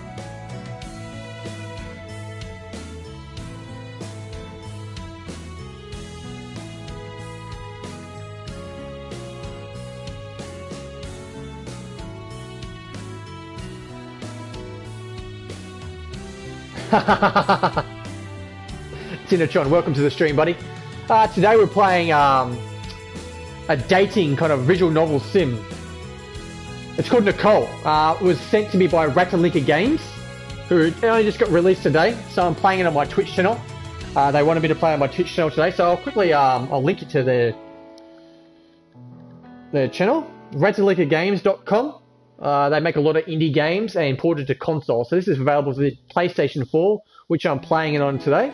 The Xbox One, Nintendo Switch. So it's a totally different game that I've normally play. But I like to play all different types of games. So why not get into this kind of dating sim come visual novel game. So you play as the character Nicole, who's on your right, who's just entered university slash college. And you've just noticed that 3 girls have been abducted, and you get a chance to date or get a chance to meet 4 guys, and you've got to date one of them and figure out one of the 4 guys may be the abductee. So that's what we're going to do. It's a lot of reading, a lot of talking. I've got the water to clear the throat every 5 seconds, but I appreciate you coming past. I appreciate that, and it's not that dark at all, to be honest. It's just different. It's just, if you're not into that type of game, then you'll probably find it, a little bit boring. But you've got to leave the door open for certain games. The story seems okay at the moment. I'm waiting for it to get more intriguing. Yeah, they get abducted, and you've got to try to figure it out. They get released, so all 3 girls have been released, but you don't know who it is. So it's one of the 4 guys that you've met. So you've met this guy called Jeff, you met a guy called Ted, there's a guy, I forgot the guy, the football player, what was his name, Kurt, and an online blogger that you don't get to see him. His name's Voix, I think his name. So obviously it's one of the 4 guys. It's a bit confusing, but that's the time. So how you doing today, buddy, anyway? I'm glad you're still following me. I appreciate that, and I'm still following you. Don't you worry about that. But anyhow, I hope you're doing well. Okay, so Nicole says, hey, what do you mean by that? Glad you're doing well. Welcome to the stream too. Shit, this is an important part now. I watch as Jeff moves viciously across the assembly line. He pours, measures, stirs, filters, then goes back to repeat the same process with other chemicals. Okay, it's actually a kind of amazing to watch, and I never thought I'd say that about someone working in a lab. Yep, that's our Jeff. I jolt as I hear a girl from behind before come up behind me. She watches Jeff work with brief admiration before turning back to me. Well, when he gets like this, it's hard to shake it out of him. You say his name as much as you want, and you would like to say nothing at all. Dang, he's so really in his zone. You can say that. He's somewhat of a role model for the younger students in the lab, and even some of the older ones. Smart, precise, and worst of all, the guy is too nice to hate. Garver loves him, and he's always there to help if you need it. You don't think people like that exist. But then you meet someone like Jeff in the flesh, and you're like, dang, I really have to step it up. You know what I mean? Yeah, so what you mean is that. So this game's just basically a lot of me talking of what they're saying. I'm guessing I don't really play many games like this. There was two ways of playing this game, and it was just like I don't know the other way, but they have a visual novel way and I think more of a simulation way. The visual novel way was what a lot of people in the stream, Jericho and Lord, decided to go with. So I just chose the visual novel way. So it seems a right way to go at the moment. On the side you got like a moral and energy. I have no idea that applies to the visual novel. My money's $50. It's Sunday the 8th. I think I've been at school for a week now, or university for a week, and it's dawn. Jeff is actually perfect. Oh shit, something just broke. Something just smashed. I flinch as I hear a cracking glass behind me. What the? Whipping around, I see a mess of glass shreds before Jeff's feet. As he's looking down at them, and is zoned out like he didn't realize what happened. Jeff, what happened? Did you hurt yourself? So the music's kind of gone a little bit darker, guys. The other lab assistant grabs Jeff's and arm worriedly, and her touch seems to bring him back to reality. Jeff, sorry, I was careless. That usually never happens. Jeff gingerly in the corner of the lab at a container. Don't worry, I'll sweep everything up. Please go back to working, or I'm going to feel bad for disturbing you. Well, if you're sure thing, you're not hurt. She gives Jeff a final thorough look over before returning to her station. Meanwhile, Jeff collects a dustpan and hand broom at the top of her, where he kept the wall from earlier. He sighs and he kneels down and starts sweeping all the broken glass into the dustpan.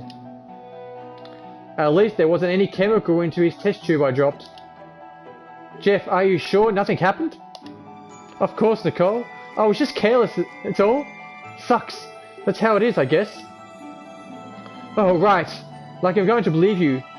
Accidentally dropped the test tube right after watching you in action like that? I point right at him. Something tripped you up. Jeff stops sweeping for a moment and stares down at the floor, hiding his face from my view. I couldn't help but overhear you two talking, is all. He looks up and smiles apologetically at me. Oh, I think I know what he's getting at. You didn't like what we're talking about? About you? Huh? I know it's nothing anything bad, but it gets tiring to hear it all the time. He lowers his eyelids and starts grumbling under his breath. I mean, you would like it to be a rebel's poke about you like we're main attraction in some tawdry back alley freak show. Huh? Where did that come from? I didn't even think Jeff was capable of talking like that. Realizing what he said, Jeff nervously laughs. You know something like that? Ha ha ha! Still, it doesn't distract me from that colourful statement of his. He must really not like being gossiped about. Okay, so we'll get to choose something now, guys. You shouldn't be flattered. It's annoying. You shouldn't be eavesdropping anyway. You should be flattered. Okay, we'll go. We should be flattered. I think that I like this kind of Jeff guy. It was either Jeff or Ted. I think we're leaning towards. I think, but she's really got that kind of like like crush on the blogger as well. Nicole, it can't be that bad, could it? I scratch my head over head. I scratch the back of my head uneasily. This hits a little too close to home for me, but I don't know if I should bother Jeff with all the specifics. I mean, they're saying nice things, so just take it as a compliment or something like that. Jeff most notices my discomfort because he's obviously not buying a word I say. He stops sweeping up the glass to look at me. You don't sound like you believe in your own advice. Yeah, I don't really. Oh, sorry, I completely missed. X-Rex, Easy Rex, I'll just call you Rex. Thank you for the follow, much appreciated. Welcome to the house that Legos built. Welcome, welcome, welcome. Today I'm playing a game by RatalaikaGames.com called Nicole, just Nicole. Once again, check out RatalaikaGames.com, guys. They were the wonderful people there today. Sent me this amazing game to play on my Twitch channel. Only been released today, guys, so please check it out. Available for the PlayStation 4, Xbox One, and Nintendo Switch. Check them out, check them out, check them out. Ratalaikagames.com. So back to the game, guys. No, yeah, Nicole. Yeah, I don't really. I give a long sigh. There was no avoiding it. Back in high school, people would say stuff like that all the time. They'd say things about how well I did that on the last test, or how nice I was last time we went out to eat. That kind of thing. I liked it at first. It was nice to be admired, but then it starts getting on you, grating on you. It feels like you can't mess up. And it's like, hello, can you talk about something else, please? I'm not here for your amusement. It just gets to you. Yeah, more than you think it would. If you understood, why not say that from the beginning? I suppose I didn't want to be a downer. Like, I think you shouldn't worry about what people say. You should just keep on doing whatever it is you're doing. I want to say that, but without the whole story? Oh. Just smiles. His usual tone of voice returns. Don't worry about it, Nicole. I wish I could have been more honest to me. But no one's honest all the time. So we're kind of stuffed up in that situation. We should have been honest. I think I was being honest, but I don't know. Stuffed up. Now that he's done sweeping, Jeff stands to his feet, holding the dustpan, carrying glass. But it's comforting. It's comfort that someone just understands how it feels. Thanks, Nicole. I feel better now. Even if it's just a bit, I'm glad. There's a hinge, but I managed to cheer Jeff up somehow. I waited by Jeff's lab station as he goes to dispose of broken glass. It doesn't take long at all. But as he comes back, the door of the lab swings open again. Lab assistant. Oh, welcome back, Professor. Professor? I turn around to see my bio professor walking in. He's already wearing a lab coat, looking smart and sharp as usual. Wow, that didn't take long at all. Garver. Thank you. They'll be delivering the scales within a few minutes. They offered to Calabra them for us. Us first. Glava eyes fall on me, and he squints his eyes through the tiny, trying to remember who I am. I don't believe we've ever met before. Are you new, intern? Oh, no. Science is really not my thing. I'm Nicole Grave. The girl with the emails? Garva makes a face like I just brought back several uncomfortable memories. Geez, sorry, guy. And at least we forget me now. Garva, you're a tenacious girl. I give you that. Just go far to keep that up. You go far to keep that up. Hee, sorry. I just wanted to really talk to you before we get too far into the course. No, don't apologize. I do wish that more students were more proactive as you are. Garva looks at my shoulder, presumably at Jeff. I see Mr. Ryan. So his name is Jeff Ryan. Took you under his wing in the meantime. Yeah, Jeff's been keeping me company. He taught me where to wear the lab and what you guys do here. It sounds pretty important. But way over my head, I slightly add.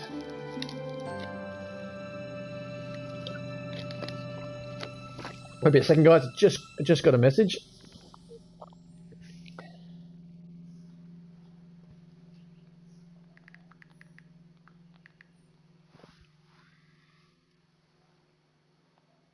Okay. Sorry about that, guys. Back to the game.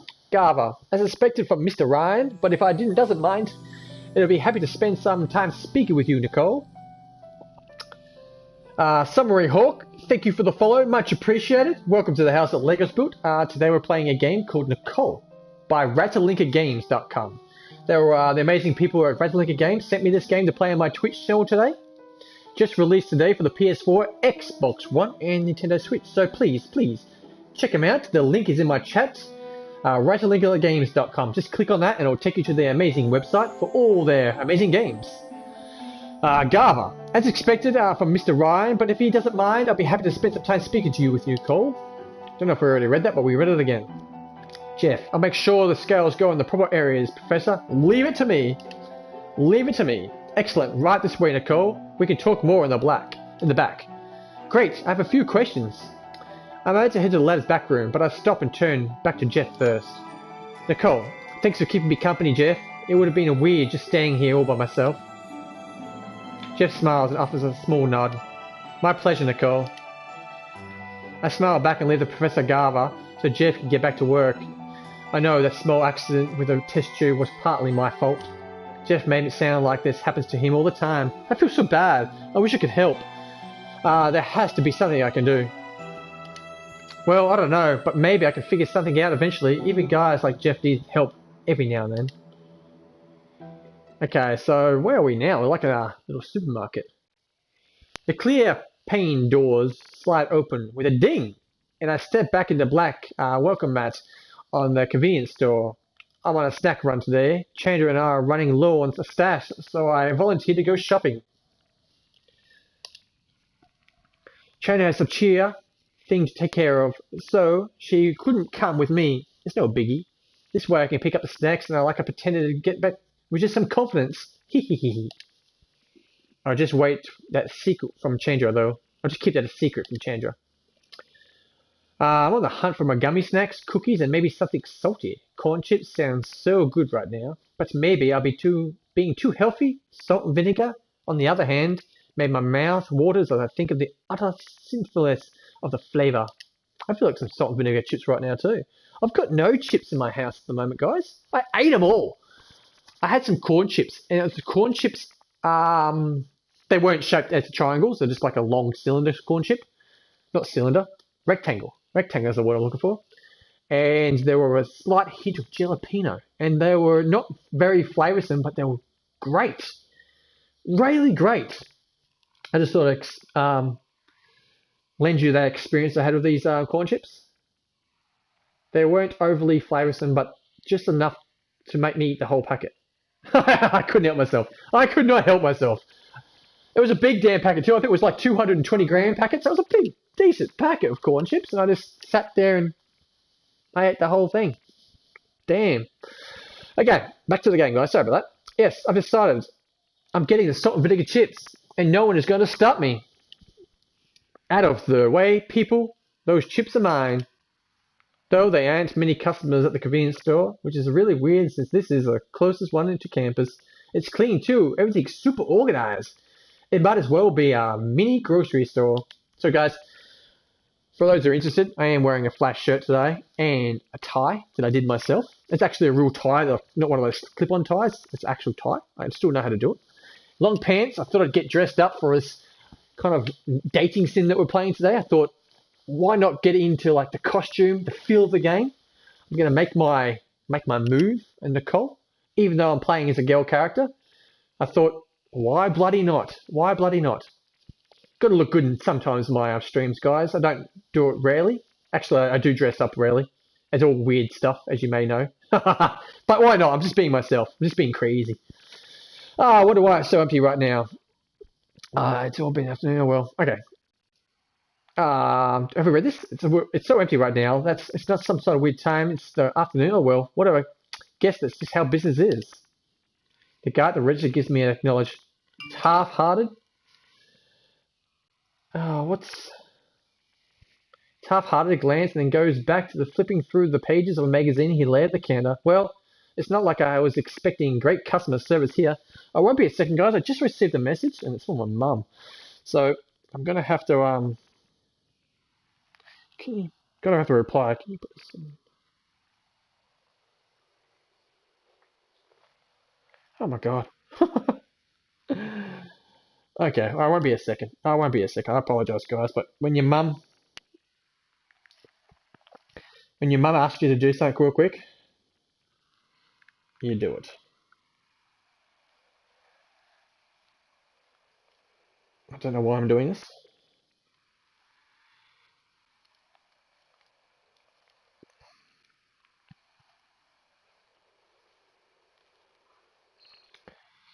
And I better reply to her. And once again, guys, I apologise for that moment of delay in the game. But it was my mum, And so when your mum gives you a message saying, can you please quickly do something for me? I just send an email. That's all I have to do. You don't say no to your mum. There's a tip for you guys. If you say no to your mum, you're in shit. And you get a message back saying thanks. At least you said thank you.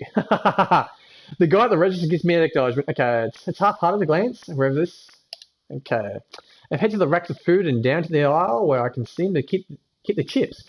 So many brands, so many different styles of salt and vinegar. I do like the Mingles, but I like lies too. You know what I'm saying? Delias? Yeah, was the best slogan. I pick up a can of Mingles and a bag of lies to compare the sizes. They're both roughly around the same. And there's only $half difference between the two. This is so hard. So this Nicole chick kind of sounds like me. Always trying to decide which chip to buy. I'm really, really big on potato chips. Like I'd sit there and just eat a whole packet of potato chips. And I like trying different ones too. So I just end up buying like a shitload of chips. I apologize for the swearing, but yeah, a shitload of chips. I weigh the packets in my hands, tipping them like they're on the opposite ends of the scale. Employee, excuse me. Miss, any trouble here? Ha, cute. I bite back a smirk and hear someone speak to me in a southern accent. Small world. That reminds me of Ted from the other day. Here he is, Ted. He's got his collar up. Collar up. Good old collar up, Ted. I look up there and said, I look up to say that I'm fine, but I stopped once. I see who's addressing me. No wonder this guy made me think of Ted. It is Ted. Nicole. Oh, hi. Hey, Ted. I didn't recognize your voice there. Ted flatly regards my enthusiasm. You'd think it'd stand out even more since we spoke, but howly nice. Howly, Nicole, you need some help? I'm getting snacks from me and my roommate. I hold the chips up to either side of my hand. What do you think, Miggies or is it Mingles? Mingles or lies? What's your favorite?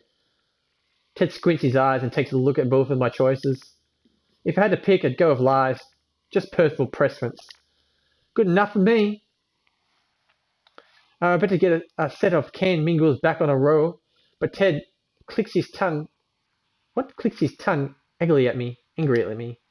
What are you doing? Put it back where you found it. Ted's got the shit for me. Oh, sorry, jeez. I take the Mingles can and take a few steps back where I got it. I didn't think it was such a big deal. The customers never do. Let's see how you'd fancy having to fix the merch every day. Then come back and tell me that it ain't such a big deal. Oh, you work here, Ted. Why else will I be offering to help you? It's my job. So this Ted fellow's kind of got a bit of an attitude to him, but I think Nicole likes him. He's kind of like, he's not like Jeff. He's not a always nice, nice guy. He's not like Kurt, who's up himself. We have no idea about the blogger Voix, but Ted he's one of those guys that is just, he just says it as it is, I think. He's down to earth kind of guy, I think. I don't know. To be nice, I'm not that nice. The sad thing is, I don't think Ted's being sarcastic right now. So if you work here, does it explain what the heck you're wearing? I didn't want to say anything when I first saw you, Ted. But the grey jumpsuit looks really weird. Well, what's wrong? What's wrong with what I'm wearing? You look like you just got off a shift with the mechanic shop. These are the uniforms that are supposed to be Altarian. If I had them in frills and gardens, it'd get in the way at work. It just defeats the purpose. I keep quiet for a few moments. You picked these out, didn't you? Ted stubbornly crosses his arms and turns his nose at me. Wow, you totally did pick these out. So what? They're not that bad. I started to shrug my shoulders. If you don't mind me walking fashion disaster, sure.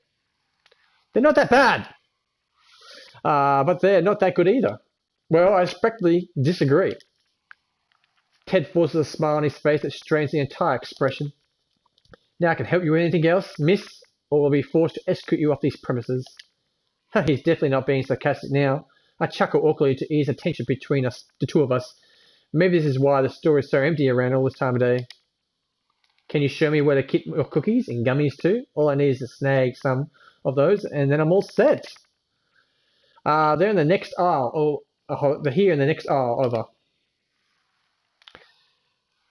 Ted gestures for me to follow him and leads the way. We stop in front of the neat rows of the packet cookies, and my eyes slide the content which ones to pick.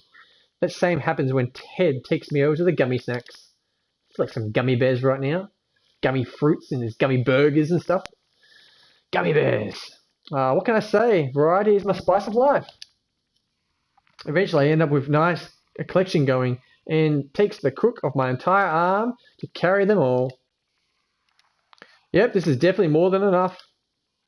I notice that Ted looks really weirded out by how many snacks I'm getting. Do you really need that much junk food? Hey, this is supposed to be like a few weeks worth of food.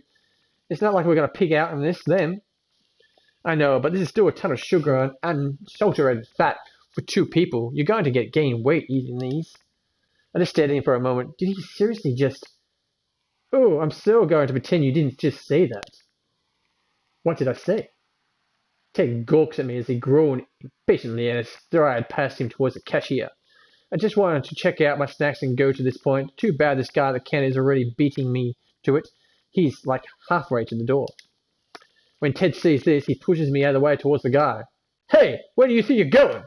The other guy wearing the same ugly jumpsuit that Ted is on. So I'm guessing he works here at the convenience store too? Cool worker. I'm taking off. My shift's over for the day. No, it ain't. Remember, I told you have to work a few extra hours today to make up for the vacation time you took. Can't we just forget those? It's not like anything's ever going on. No one's gonna care if I'm not here. I hear Ted growl under his breath. But here the animated vein pulsating on his forehead in this way is some sort of cartoon. Listen here, punk. I don't care what your lazy excuse for a reason is, but you made a commitment to this job. As your superior, you follow what I say, and I'm telling you, you stay here and do your hours. Got it? Co-worker. Oh, I got it all right. The guy turns on his heels and runs out the sliding doors. Neither Ted or I react with more than a blink, otherwise they realize just what happened. Nicole, he was totally just ran away. That son of a gun! Get your ass back here! Ted bolts up past the glass door and awkwardly hanging back, wondering what to do. It would be bad to leave the store unattended, but I want to see what Ted does to this guy. Call it a morbid curiosity. However, when Ted drags himself into the convenience store, I can tell there were no beatdowns to be bad. He cursed under his breath beside and heads behind the counter himself. Did you get him? Ted stays quiet and punches a few keys on this register. I wasn't running as fast as I usually do, so the bastard gave me the slip. Poor guy, nothing's worse than a bruised ego. I humor him with a sympathetic nod. So what do we do now? There's no helping it. I'll be one to check that out. There's so much to compete work around here. Ted reaches out the snatches of snacks from my arms, ringing through the register way more aggressively than he should. He's going to break the cookies if he keeps that up. Can't break those cookies! What if they're chocolate chip cookies or white cookies with chocolate? Oh, I feel like a cookie right now too. I dump the rest of the stacks on the counter as neatly as I can. I don't want to have Ted screaming at me for having some messy row or something. It's always the same damn thing. Get an application, meet them, and promise they'll work hard to start, then end up having to chase them out the door when they decide to skip on work. As I noticed him ringing my bag on the gummy bears in his hand, I tentatively raised my voice. Ted? I gestured his hands. Ted looks down at the plastic bag and nearly crumpled into a ball of gas. Well, sorry. It just really grinds my gears when people half-ass things like this. Don't you think? Ted looks extremely for a response. I sympathize with the guy, but I really just want my snacks here. Okay, so he had a good excuse. He should have worked it out first. He had a good excuse. He should have worked it out first. I couldn't say. Oh shit, which one to do? Maybe Ted was being too hasty. Shouldn't have listened to him before yelling like that. Maybe he had a good excuse for what vacation time. Ted clicks his tongue disapprovingly and shakes his head. You're way too naive. That ass had done this before. He promised to make up the hours later. Then he never got around to it. A bona fide slacker if I do see one. So we kind of stuffed that too up, I think, guys. We're doing all the choices I've given up so far. I've completely blown it. Hey, they should have called him a slacker just like that. I call him like I see him. I think it'd be smart enough to catch on to his tricks. Didn't you hear him yapping way before he ran? The guy doesn't deserve sympathy. Nicole, don't waste your time. I guess he puts it on like it makes sense. His co-worker did sound like he was just being lazy. Ted had a right to snap at him like that. But I doubt if I saw it now, it makes a difference. Ted seems annoyed that I even questioned him in the first place. I should have said nothing at all. I do think I could have worried a bit of what you said better. Like how? Don't look at me. All I know is anything would have been more tactful than just yelling at him. I leaned against the counter into Ted.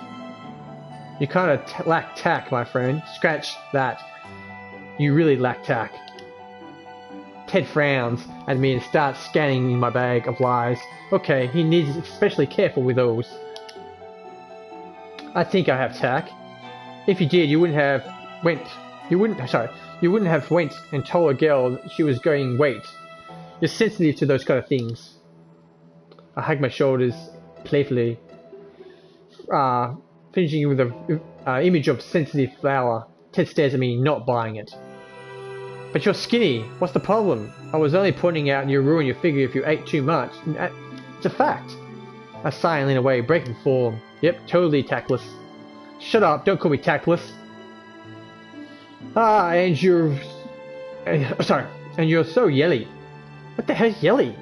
I'm right here, you can talk. Okay, yelling, sorry. I'm not. Ted stops himself and hears how yelly he is getting, and quietly starts backing my steaks, grubbly. Maybe I can get a bit yelly. Just a bit. Ted lets out a self-distressed laugh, a smile, and then finally seems to relax again. Yelling is necessary, okay? I wouldn't waste my breath if I didn't have to, but no one listens to the guy in charge unless he gets loud. Loud and proud, guys. Oh, you're the boss of this place? Technically, this place is owned by my pa. Call it nepotism. But someone's got to take control of this place while it's busy. But it's going to be hard working and going to school like this. Talk about pressure. It can get like this sometimes, but then it just means I buckle down and work harder. Nothing's impossible. Ted hands a plastic bag filled with snacks I picked out. Geez, he makes everything sound so easy. Here you go. Now for your total. The price makes my wallet scream back in my pocket, but I guess it could have been worse even if I had stopped somewhere else. I paid Ted the amount of my debit card and take the bag. You want your receipt? I shake my head, and Ted crumbles the receipt in his hands. Okay, then you have set. Have a nice day. Thanks, you too. I hang my bag near my knees and grin jokingly at Ted. Maybe next time I get you a discount since I'm cozy with the boss. I don't even allow myself discounts. Ted says with such straight face that I wonder why I thought I'd even play around with his joke at all. So Ted's kind of a weird fella. Guys. I strike as soon as the apology class is over. Anthology class. Sorry, guys. I need that drink. Actually, I need another one. Been talking heaps.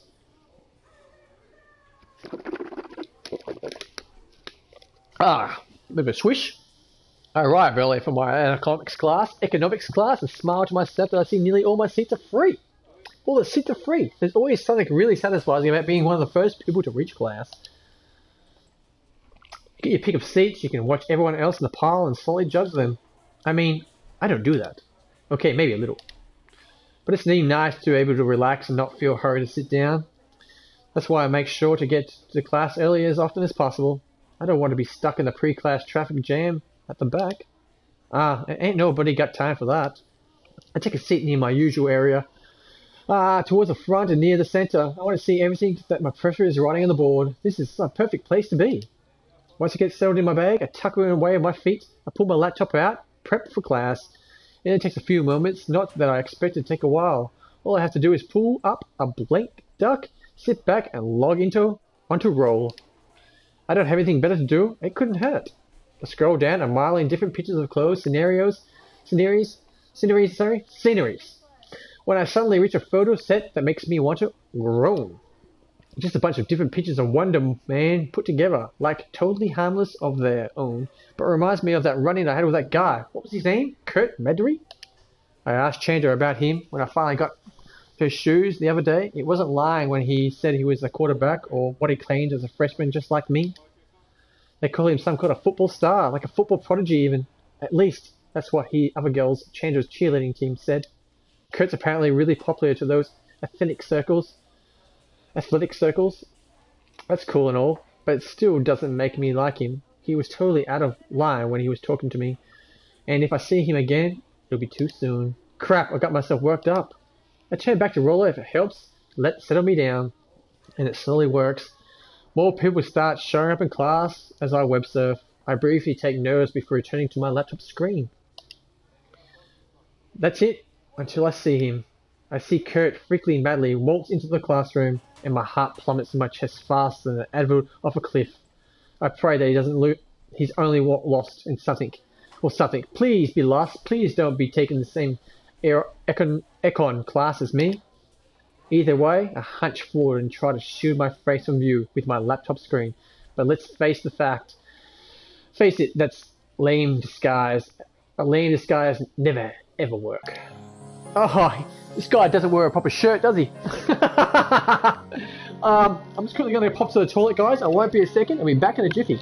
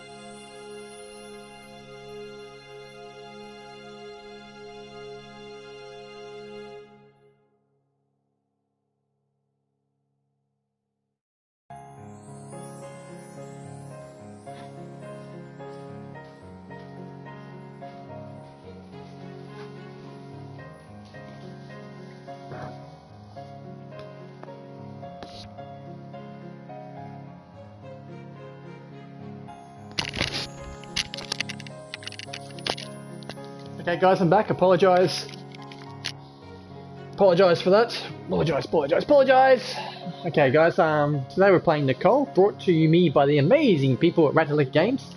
Sent me this game called Nicole, which is a dating sim come visual novel, come kind of problem solving mystery.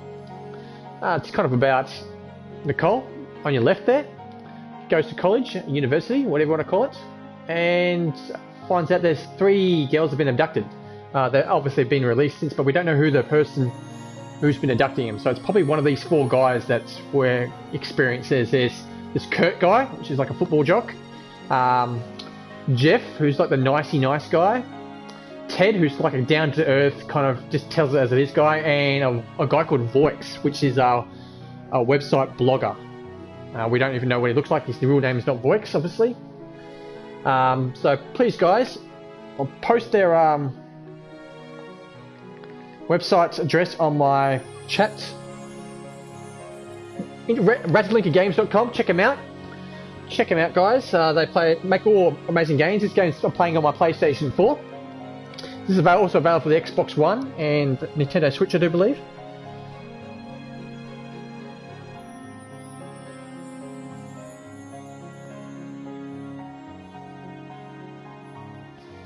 So let's get back into it. Ratalaikagames.com, guys. Check them out. This Twitch stream will also be uploaded to my YouTube channel, so please check out my YouTube channel. Sorry.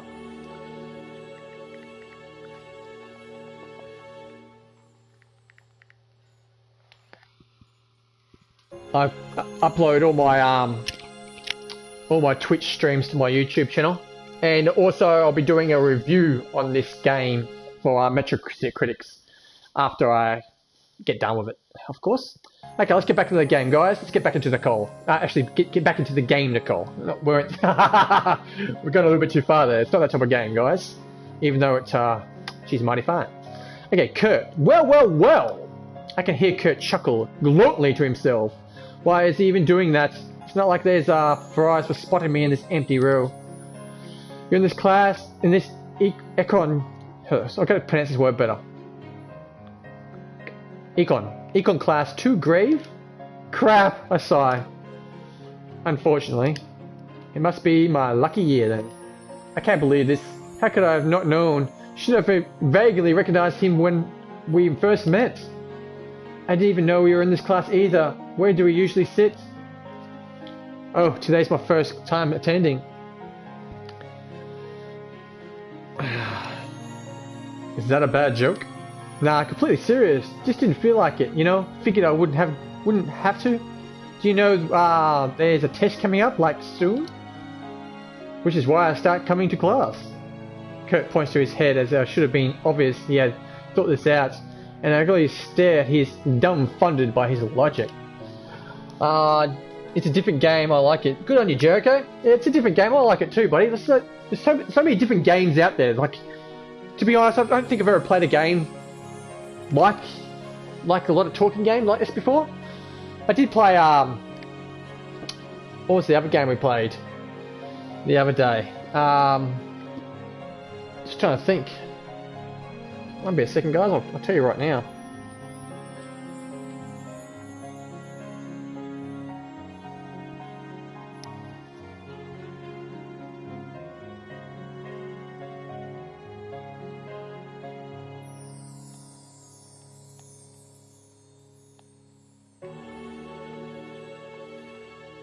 Okay, guys. The other day, the game we played the other day was called Giselle, the First Case HD visual novel.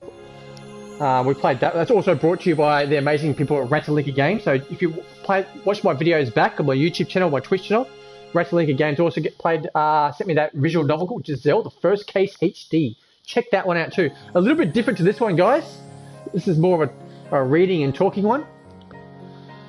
So, but if you like this type of game, please check out Ratalaikagames.com. It's available for the PlayStation 4, Xbox One, and Nintendo Switch. Do yourself a favour, Ratalaikagames.com, guys. I don't know what to say. You couldn't invite me to take a seat. No. I'm so admitted about this, it's not even funny. Go sit in the back like all the other losers. Kurt. Hey Kurt, Madry loser. He's a damn winner, slides. I don't see anyone sitting there. With a smug grin, he takes a seat next to me, and I don't bother arguing the point. It's not worth causing a scene to make him move. I just ignore him. When the teacher starts talking, it'll be all fine. I can do this. I can do this. However, the moment I catch him glancing at my screen, I shoot him a glare. It's not that I'm particularly embarrassed or anything. I have it on scene for now, but it's just annoying. Don't do that. Do what? Look at my screen while I'm doing stuff. It's creepy. Kurt makes it to the point and keep his position. He smirks at me and starts drumming his fingers against the table as he's waiting for me to continue what he was doing. Go on. I just stare at him. He keeps drumming those fingers. We have reached a stalemate. You know, you seriously suck. Nah, Grave. I think you find that I rule. I don't have a chance to retort, or economics professor enters the classroom and places his briefcase on the table as the head of the class. Man, I have never been as happier to see the teacher as I am now. I click out of my blouse and as class begins and I focus on my teacher as he begins the lecture. This guy explains a lot, so he tends to rush. I have to keep on my game if I understand what he's saying. But as soon as the lecture proceeds, it's hard not to notice Kurt next to me. The guy has a notebook and a pen out, but it's like he's not paying attention at all. Well, okay, this is kind of too mean to say. He does look like he's trying. He writes after our teacher talks, and I see a few things on the page that are scratched to his notes, but he's definitely having a hard time keeping up. Well, if Kurt comes to class, he would have known the fact that the teacher has talks. This teacher talks. Still, I do feel bad for him. A little? Alright, a lot. Sometimes I think I'm way too nice for my own good. Class ends, I slightly sigh in relief. That wasn't so bad. I got most of my material down, and I actually understood it. Kurt, however, doesn't look like he has the same luck. He leans back in his seat, and I can hear him tragically groan under his breath. Tiredly groan. Everything okay? I'm hating myself for taking this class. I didn't know it would be this damn hard. Just try showing up more. Maybe they'll actually learn something that way. I take a tone of light-hearted teasing, but Kurt looks very amused. Geez, it was just a joke. Yeah, well, I didn't find it very funny, Grave. Kurt slams his notebook closed and reaches under the table and pulls his backpack out. Do you, need this class? You are thinking of a major? I don't know, business? He says this non-community that I wonder if it's just a thought that of right now. Oh, then yeah, you definitely need this class. I'm only taking it to the GA requirements. I'm actually thinking of majoring in law. Law, huh? I didn't peg you for that as that type. Peg you as that type. The type? He better not be saying that I don't look smart. I had enough of that crap back at high school. The law type. When you think of someone going into law, you think of tight suits and turned nose and stuff. But you're not like that. For one thing, you're way too sizzling. You're way too sizzling. Sorry, guys. You're way too sizzling through hell. I bet you would pull off some sexy librarian look very well. he's got his moves, this Kurt fella. And you say that tell awful jokes. Being completely serious here, but whatever. What about me? Kurt does the same thing when he gestures at himself, like I should be honored to bask in his glory. Can you imagine this fine specimen of a man into business? Trust me, I can rock a suit, got the prom pics to prove it. I pass on the pics, thanks, but you're in business? I take a moment to imagine it. Can I really see Kurt doing well in the business world?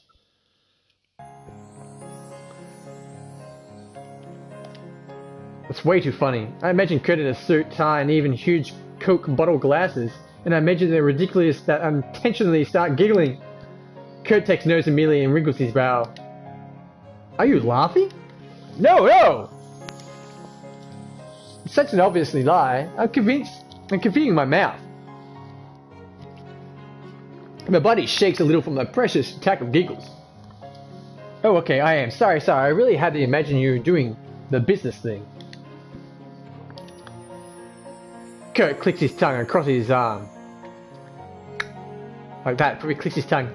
That type of word, I think. That's how you do it, I think. Obviously annoyed and offended that I've even think of laughing at him. Cut it out! I'm gonna get mad! Like you're not already? Kurt shoots at me and look at those show he means business. I do my best to quickly sober up. I feel bad after laughing at him. But it was a reflex. I couldn't control it. Okay. If not a businessman, maybe a professional football player. I mean, you're playing for a while, right? Kurt laughs and loosens up now with shifting gears. Thank goodness. I was getting a little scared before. You could say that, yeah. Kurt beams as he starts going into the story. I started playing football when I was just a kid, around the age of 8 or 9. Totally dominated the touch football league, and just made my way up from there. I got into the school thing athletic scholarship. Scouts came to one of my big games, saw me rock the field, and the rest is history. Kurt waggles his eyebrows at me. You impressed, Grave? I ignore his question. There's something I don't understand. Wait, so you do like playing football? I like it. I love it. It feels when you get into running down the field, your eyes zero in on the ball, you get your hands in position. Kurt mimics the action, like someone he just threw a pass from the other side of the classroom. It's freaking awesome! Gets you way pumped up and I can't get enough of it. Then why would you go into business? Kurt's the one who's surprised now. He looks at me like he didn't understand what I just said. I repeat myself. Why business? If you love football so much, and you're obviously really into it, why not stick to it? There's the beat. Kurt glances at the scratch of the backside of his head. Going pro is tough. At least, that's what I've been heard. You gotta keep your body in shape, and one single bad injury can end your career. One single can end your whole career. Besides, my dad's big on business. Once I graduate, he can just hook me up with a job in one of his companies somewhere. It's really his reasoning. I don't know if his dad's really big, some big hotshot businessman, but if he's in WoW, spoiled much. Kurt's son looks around and remember where we are. The whole class is empty. We've seriously just been sitting here talking the whole time. Whoa, this place is deserted. I guess I got caught up in the conversation too and to notice. It's surprisingly truth and Kurt seems utterly pleased by it. It's the medley charm, girls get a taste of it, and then they're hooked. This Kurt fella, man, he's so up himself. Kurt leans in, eyeing like me like a predator locked in a tasty looking morsel of meat. Of course, you feel like a taste, or whatever. Don't you dare finish the sentence or I'll hit you right in the medley charms. I poise my shoulder bag to show I mean business, and Kurt laughs. His hands raised, palms outward. Chill out, Grave. You ruined my face. You get angry like that. He raises his seat and sighs his backpack over his shoulder before waving off me with a raise of his hand. I'm gonna jet now. Gotta get ready for the team practice. Later, Grave. Yeah, bye. I didn't even look at him as he leaves the classroom. Leave me alone. Kurt is annoying. I can't deny it, but I think I kindly get how he ticks now. I was interested to hear about him, if I'm going to tell the truth about it. Now, we don't like him at all. We don't like him at all! However, he's still a pig. To think I was even going to offer him to lend him my notes. When the professor announces the class is over for the day, it's like music to my ears. Anthropology is fun, and I find the material is pretty interesting, but nothing beats having time to all yourself. I stick my stuff in my shoulder bag and get up the seat to head to the door. Before I get moving, I suddenly notice the person sitting at the desk next to mine. Who the hell is this? It's a guy. His black hair is long enough to cover his ears and brush aside the back of his neck. I can't help but notice the ends curl up like an unfurled paper. So I reckon this is a blogger, Voix. I reckon it's him. He's got this funny suspicion. He sighs and glances up his notepad, pushing the bridge of his glasses to the side down his nose. He looks tired. I didn't really blame him after that lesson. Now that I think I've made my mind, now that I think about it, it'd be nice to have a friend from class. I think this guy usually picks his seat. And he doesn't seem like a bad person. He looks like kind of harmless, if I'm going to be honest. Well, no use standing here talking to him. Well, I smile. I approach him. Hey, wasn't that lecture brutal? His reaction takes me aback. His eyes look big and round like his lower jaw drops. It's like I'm speaking to a deer caught in my headlights. Before I can even question his behavior, he drops his gaze until he's staring down at his desk, hiding his face from my view. Okay, he sounds bespectacled boy. Yes, that was a lot covered today. His voice is so quiet. I'm reflecting on lean to hear him better. The movement startles him, and he pushes back on his seat, dragging his feet against the floor. I screw my eyes shut as I cringe at his nose. When I whack one open, I see a face he ground and a furious shed of red, and he nearly trembling in his chair. Sorry. No, it's cool, really, I mean, accidents happen. I just really think of the way to change the subject. The most obvious answer hits me. My name is Cole. What about you?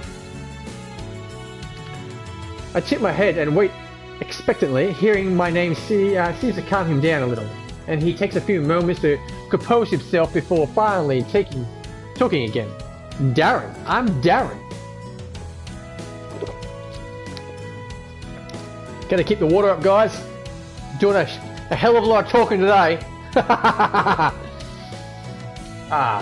So that's the name. That's his name. I better stop calling him the guy. Darren, got it. Make sure to remind me if I forgot, okay? I can be flaky when it comes to names. I laugh a little to encourage Darren to loosen up. It doesn't work. As awkward as it seems, down my laughter, he seems as torn as a board. So, what do you think of the class so far? I pick a safe topic to talk about. You can't go wrong talking about classes on college campus. I like it.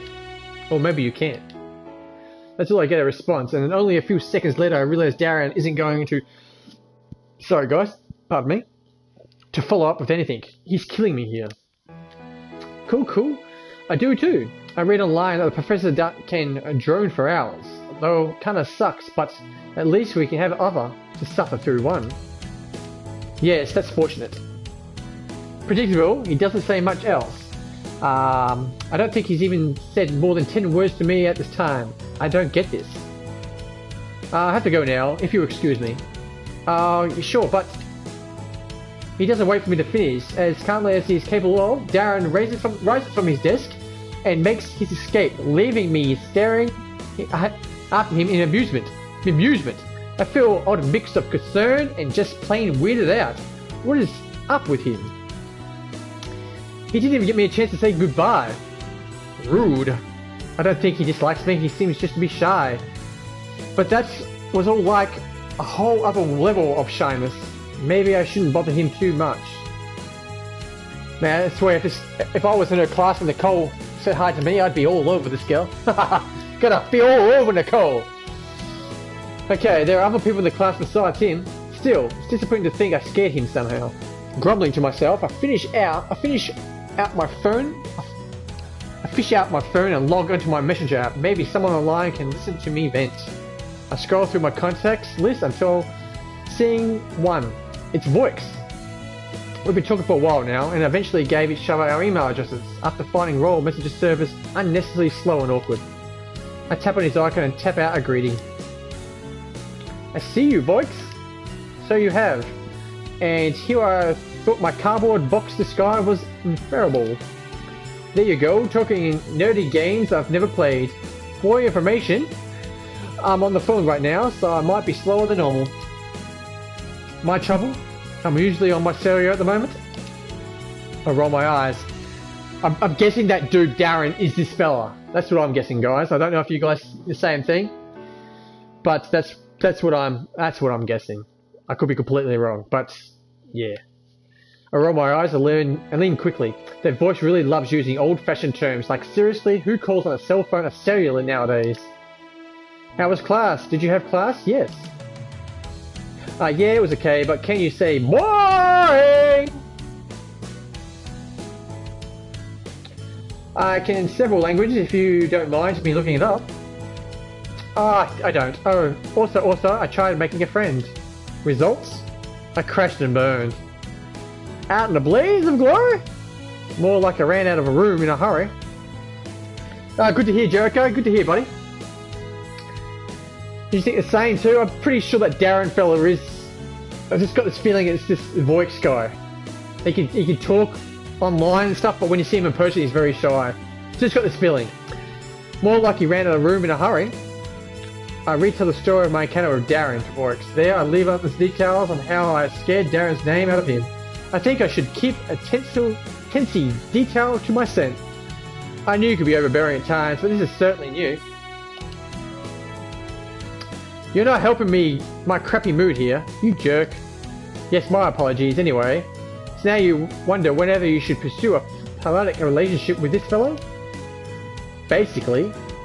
Let me ask you, after the impression he left on you, how do you feel about him? That's a good question.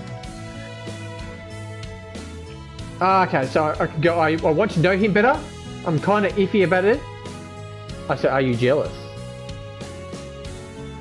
Are you jealous? That's good. Oh wow. Now this is juicy. What are you going on about? Nothing, I'm just talking about how it seems a certain someone might be jealous. My, you're perceptive. Otter, I thought I was hiding my persistent nature quite well.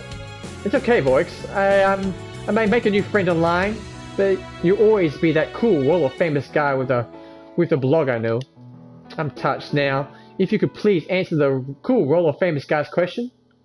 I'm not sure, like, he ran away from me, and that sucks. But I think the guy is just really shy. With what you told me, I think it would be safe to assume so. Great. And he just happened to be the first person in class I tried to make friends with. Man, Volks, you really have to help a girl out. Is this great Horta asking for advice? I know. Total shocker. Next thing you know, there'll be a pig flying past the window. It's getting bug in here. Sorry guys, there's a bug flying around my head. Then I'll best keep the... See? It's not to miss it out. Forcing yourself onto this boy is not going to work. People like him need some time to get used to people before they start talking more openly. Which means I better not hound him or he'll pull up repeat performance of today's Frenesco. That's the long and short of it. But if I just gave him some space and let him talk to me, that should work, right? It should. If you proceed like that, you'll be included in his bubble of fun in no time. Then again, all you have to do is amuse and fire. Pew pew! Pew pew pew pew! Even though he can't see me, I mind shooting a gun, earning a few stars for people I walk past. Sounds like a new battle strategy. Thanks for the advice, folks. You're awesome. I do like to be reminded of this every now and then. If this works out, I'll remind you anytime you want. I will gladly accept your offer. For now, I have class to attend in 10 minutes, so I best take a seat while I can. See you later, Horta. I hope to speak to you soon. I grin and type out my goodbye. Unlike him, I have 2 hours before my next class, so I'm still free. It's just time to think about Darren and about the voice told me. I just have to get into his comfort bubble, huh? I can do that. I begin to feel less unsure about the matter, and realize it's mostly thanks to Voix. He's always like this, helpful, smart, interesting to talk to. I wonder how he knows how to reach this type of person so well. But I bet just has lots of experience with people. After he's Mr. Popular. Is so this guy. Voix is Darren. Okay, it looks like the movies now, the theatres. The theatre. Seems where we are now. Man, I cut it close there. This is way too late time to be just getting back to school. I thought it'd be fun to go out of town and explore a little, but since I've never had the chance, it was a fun day. I had Changer with me, and we hit what looked like the places to be. She had to leave early, though, because of work. Maybe she had a right idea, like, I'm kind of creeped out right now. Campus is fine in the daylight, but when it's all dark, it's quite like this. I gotta hoof it back to my dorm. Just being out here is giving me the heebie-jeebies. Heebie-jeebies.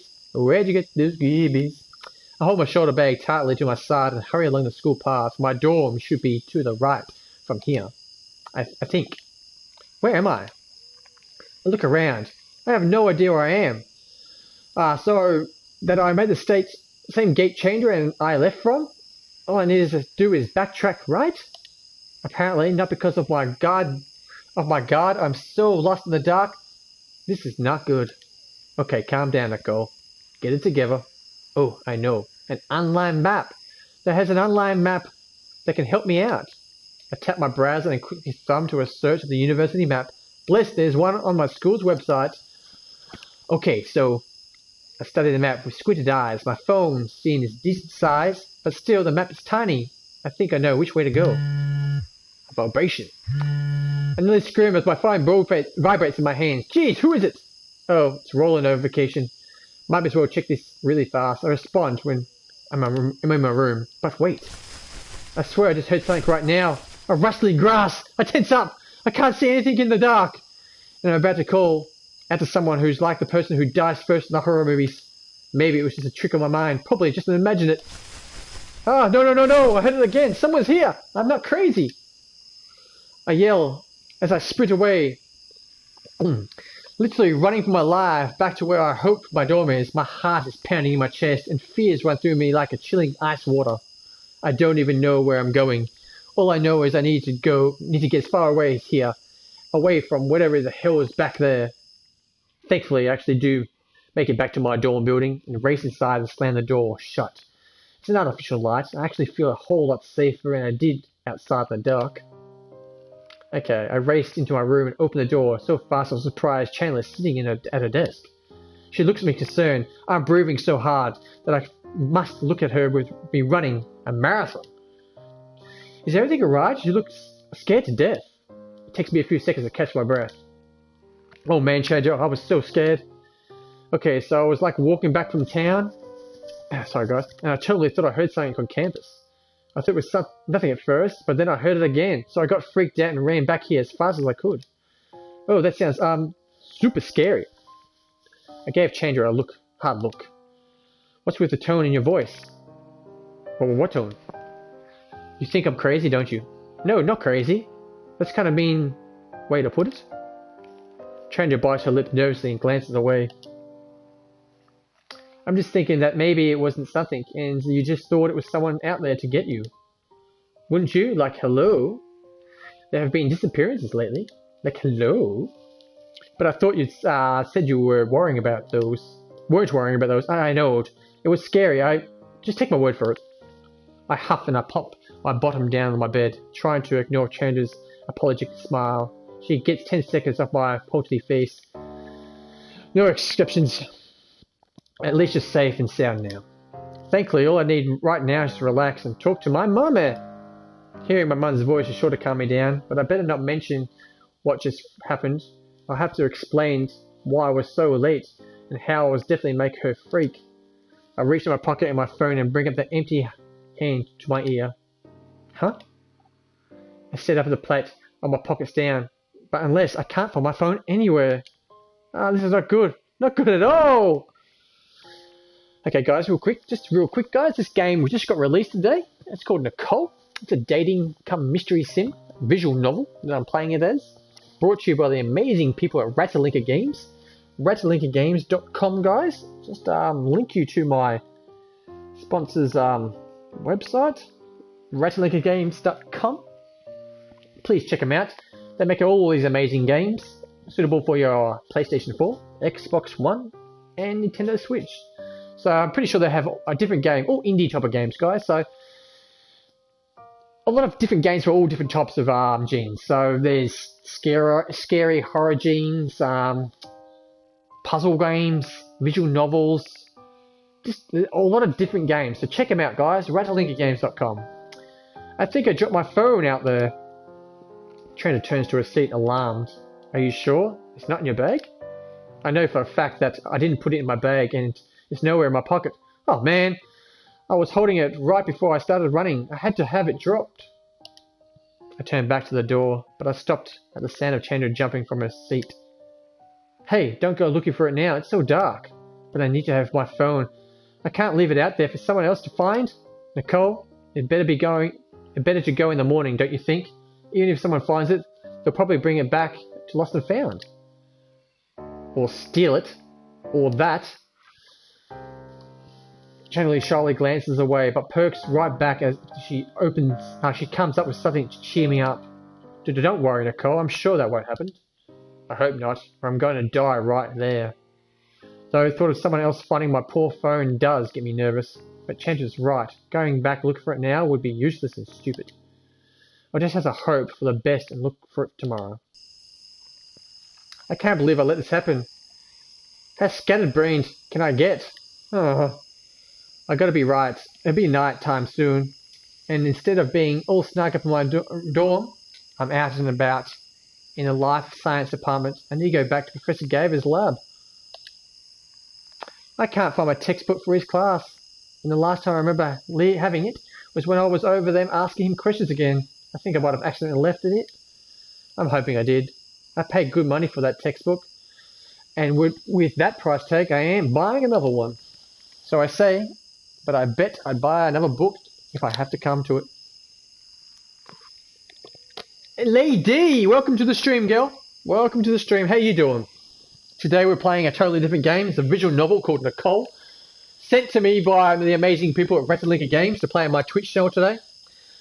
I'm all dressed up. Look at this nice shirt. I've got a tie going on. I've got long pants. And I'm going mighty fine, lady. Mighty fine. And I'm glad you're doing well too, girl. I'm glad you're doing well. Thank you for popping past. Thank you for popping past. I'm having a little break at the moment. I've been speaking a lot. And I'm running out of water. Clearing the throat. Let's get back into it. What can I say? I've just decided to the path of the good student. I'm just glad that I noticed my book was missing before all the buildings were locked down. I think I have an hour or so until then, so I better get it now. ASAP! I make it into the lab building, then head upstairs, taking the stairs two at a time since I'm way too anxious to stand still in the elevator. I don't see many people around, which isn't surprising. It's getting late. I'm sure people have better things to do than linger around the lab building. I'm not complaining. The less people around, the less witnesses. And I'd die of embarrassment if anyone saw me running around the building like this. This makes me realize my mistake a million steps out the dorm room too late. No! What if the lab is locked? Crap, I didn't even think of that.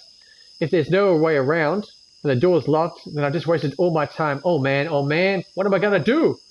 What do I have to do to get in? I'm bothering thinking about it, and it comes down to it. Right now, I have to hope for the best. I see the professor's lab coming up ahead. Anyway, it's really quiet on this floor. It's It's weird kind of quiet where you can't even hear a white noise. It must be because barely anyone's here right now. I almost want to tiptoe just so my footsteps don't disturb the calm. That's kind of stupid. Who's around for me to disturb anyway? I take a breath once I reach the lab door. Do or die time. Well, it's really more do or cry time because I'm really going to start crying if I can't get into this lab. I grab the holder handle, turn it, and woo! It turned! I look at the handle, unable to believe it, if it's turning. I turn the handle all the way, then push the door, and it opens objectively for me. Yes, it opened. Time to get my book. Though it's kind of weird the door's unlocked. I mean, this is a lab. You don't want anyone coming and messing things up, right? I really don't get science people sometimes. It's a little dark in the lab, but bright enough that I can see where I'm going. I think I was in the back taking the Professor Garver, like usually when I took my book out. I should start there. I get excited when I think about how close I am to being home free. So excited, in fact, I think the noises I hear are the sounds of my beating heart until I listen more carefully. Oh shit, we're getting some bit of scary music going now, guys. Not too scary. Not too scary, but just tantalizing. I hum and sigh panic as I realize the noises are coming from the back room. Wait, is someone in here? I try to take a calming breath. Come on, Nicole. It's here to be one of the interns who work in the lab. Like, who else could it be? A thief? That paranoid voice in the brain starts saying, a troublemaker, she continues. Okay, shut up, paranoid voice. It can't be any of that. Like, gosh. How good is the security team here anyway? I don't remember in time before the door suddenly opens. Panicking, I duck down and crawl into the far side of the lab station. My back presses flat against it, and I try the hardest to keep my breath quiet as I hear footsteps. Nervously, I lean over and try to peek at who is there. Please be someone I know. Please don't be a hooligan. My prayers are answered. I see a familiar dark brown hair. Oh, thank God, it's just Jeff. I think it's Jeff. I'm just about to reveal myself, then I notice something's really off about him. It's his face, no, it's not scathed or disfigured. And he's smiling, but it's a really weird kind of smile. It's a very self-satisfied smile that I think they'll give himself a setting to the best practical joke he's ever personally completed falls on it. He's walking different too, like he's king in his domain. There's kind of a swagger to his step, like he owns the area. Anyone around should know it too. Man, this is completely surreal. Is he okay? What the hell is he saying? This is perfect. He breathes hitches as he hears me speak. That cannot be his voice. I mean, I heard Jeff speak plenty of times before. He's never spoken like that. Holding a hand over my mouth, I continue watching his silhouette. He situates himself in the lab station. Hold on a second. Is that my book he's holding? He totally is! He's holding my flipping through these like he owns it! Perhaps I spoke too soon. With a forward bow, Jeff sighs and claps the book shut. He realizes in his former hands, letting her fold the lab situation with a loud thump. I forgot how utterly useless information from the introductory course of biology was. Of course, I wouldn't learn anything new from it. He scoffs and eyes my book like a look of distrain. Honestly, I should burn this thing for having brought my hopes up. Oh, I wonder under what conditions the pages would burn the best. Perhaps I could also from the coloured fire from the procedure. He wants to do what with my book? I moved without thinking, and my shoe persists a shrill screech as he rubs against the lab floor. Oh, unless Jess is deaf, he's definitely going to notice that. Is someone there? Jess' voice sounds like one of I'm used to now, but it's strange, like he's forcing it, which I think he might just be doing. The cat is out of the bag now. I stand to our feet, keeping my eyes on Jeff as the entire time. Hey there, Jeff. I awkwardly gestured to my book. Seems like you found my book. Well, I'm just on my way now. I stiffly walk over to him and hastily try to swipe my book away. However, he plants his hand on top of it before mine can be pulled back. Smiling, he looked onto mine, but I immediately know this is not the same smile I'm used to Jeff giving me. So now, how have you been here, Nicole? Well, funny story. I pulled my book towards me super fast, knocking Jeff's hand away, hugging it my chest with an arm. I take a few steps back before I point accusingly at him. I know how to disarm a guy, so you better stay back. In theory, my dad taught me a few simple things, but it's not like I ever had practice. Jeff looks at me unflattered amusement. I take this as where the entire time. I didn't mean to be. I only came here looking for my book. Then I heard you in the back room, and I panicked and hid. I wasn't trying to be sneaky. Yes, I suppose this is nature, considering the present climate, however, over the quaint college campus. But this means you have seen things that you're not meant to, Nicole. Heard? They're forbidden! I take a few steps back as Jeff advances on me. He reminds me of a cat toying with his prey. That would make me a prey, wouldn't it? I must applaud you. You are blessed enough to say that I have witnessed the true genius of Jeff Bryan. You're a lucky girl, Nicole. Yes, very lucky. Wait, what? The true Jeff Bryan? This isn't you after all. I begin to think that someone's being huffy a few many chemical fumes. I mean, it can't be. You're like super nice and everyone looks up to be you in the lab. If this isn't you, then you really are, then you're saying that's all. It makes sense then, sorry guys. A farce, completely, utterly, truly, without rebuke. Jeff raises his hands and shrugs indefinitely. You should be surprised that after all the years I studied and practice can do for your social life, this is a human interaction is a formula. A cat and a person, simply add 1 part smile, 2 parts warmth, and a chance of a successful exchange at least 80%. 80%. Just look at you, it worked the first time we met, didn't it, nuts? My mind seriously can't handle this right now, so that all this time, even back then, that kind warmth, good Jeff, nature Jeff, this is Loomy, economic, mad scientists want to be all along. But why wouldn't you go through this trouble to pretend to be someone you're not? That doesn't make any sense. I don't recall ever owning you any explanation. I do what I do because I'm bored otherwise. And honest answer, if you would please, would I be as popular as I am today if I acted like this? How I truly am? You have 10 seconds to answer, and please make sure you reply simply yes or no. Huh? That is not a yes or no. I know you're confusing me right now. I hold my hand to my head, My thoughts won't stop spinning right now. No, I don't think people would like you very much if you were being a huge jerk like you are now. Jeff snaps his fingers. Correct. Sharp. Nicole, I have a feeling you were sharp. Anyway, now you know, I'm afraid I'll have to kill you. Oh no! Oh, what? I'm joking, of course. Damn it. I stamped my foot for a yell of frustration, shaking on my nerves. Don't do that. It's not funny. Yes, your garnish screams are no entertainment to me. But seriously, do not speak a word of this to anyone. I work tirelessly to make sure my image is flawless. You just happen to be unfortunate accident. Do you understand? Not a word. I don't care much to let others know the genius sleeps among them. Hehehe. It's a weird little chickle. Jeff snickers under his breath, and I ponder over his proposal. I honestly still can't believe that Jeff I thought I knew was basically a lie. If this is the case, then I should let him keep lying to anyone else too? Okay, disagree and tell everyone.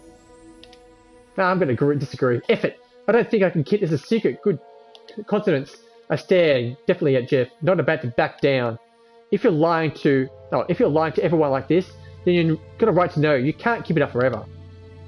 Instead of being affronted or taken off guard, I expected Jeff simply starts laughing. Kikiki. He's got a funny laugh then. Kikiki. I predicted anyone else? Nicole? How truly disappointing. To think I was able to see this coming as clear as a definition of a HD monitor. I need to stop him before he bursts out any more lame metaphors. I don't care. I'm not going to promise you anything. Then I'm afraid you're built a rabbit. You're a deer. With a deer, Professor will be all for naught. For why would he want to associate with a girl who broke into his lab? But I didn't break into his lab. A knowing glance from Jess is all I need to understand what he's up to. You're seriously not blackmailing me over this right now. Oh, but I am. Yes, you know, not to be doing anything unsavory. But the fact that you're in his lab will be enough to make the professor wary around you. Not something you want from the man in charge of your grade, no? I can't believe this guy. What a complete and total ass. Oh, fine, whatever you want me to say anything, then I won't. There. The way Jeff starts laughing under his breath is enough to make me punch him in the face. I had a feeling you wouldn't see it this way, Nicole. You said that you would come here to the lab to retrieve your lost book. He gestures at a textbook in my hands. Well, there's your useless textbook in your arms. You may leave my sights now. Trust me, I can't wait to leave this site as soon as I can. However, before I go, there's one last thing that's bothering me. I'm going. But can I tell you why you were even here so late in the first place? That's pretty weird. An innocent enough question. I suppose I can grace you with my answer. It's simple. I am the person who volunteers to make sure that everything in the lab is in its place. Doing this allows me time afterward to spend the lab to myself. Why I do that, however, it still remains my secret. Such an idea of genius would difficult to grasp. I'm so fool. I do my best not to be creeped out and fail miserably. Okay, I'm going to leave you to it. Whatever it is you do here. I'm concerned Jeff waves me off as quickly as he leaves the labs and slams the door shut behind me. Did that just really happen? Who would have thought the Mr. Perfect would actually be too perfect to really exist? One thing I know for sure though, I think I'm going to be spending a lot less time in Professor Garver's lab now. Now, this is a slot for every day. It's around lunchtime, and in the cafeteria to grab a bite to eat. I didn't expect to find Ted here too. I'm just going to quickly do something, guys. I'll be back in a jiffy.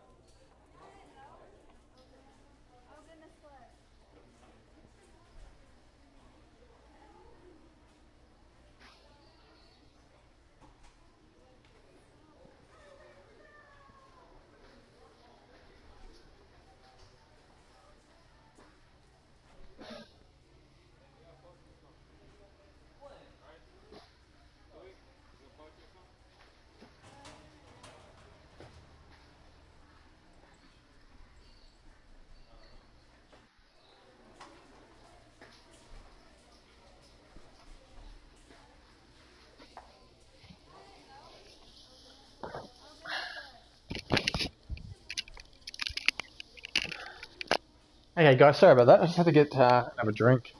After doing all this talking and reading all this game out to you guys, I apologise if I'm sounding pretty crap about it, but my mouth's getting really dry, so I'm just keeping my water up. That'll be a second.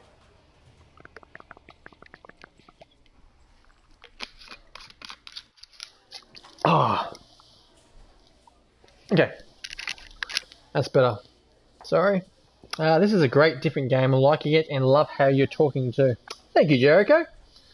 Kind words by Mr. Jericho. Thank you, thank you, thank you. Okay. Now this is a sight to see. We've read that. I'm not saying I'm some sort of cafeteria regular, but I rarely see him here. Actually, I rarely see Ted around campus in general. I figure he must be working when he's not at school. I didn't press anything then. Okay, well this is too rare of opportunity to pass up. I tightly grip my lunch tray as no. So we had it on order then, guys, so I accidentally pressed square, which automatically reads it, but I can't read that quick, so so that would be kind of hilarious. I don't know what the last parts are, don't know how to. It doesn't matter.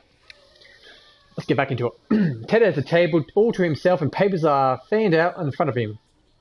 Is he doing some kind of project? Oh man, I hope I didn't forget something for criminology class. Please don't tell me that's for criminology. Criminology? Ted doesn't even look up as I stop by his table. Nope, personal thing. If you're going to join me, sit on the other side. I don't want to be messing up my files. At least he didn't respond with a "go away, Nicole," like I was expecting. Carefully, I sit myself. Trying to do a burp. Set myself opposite Ted.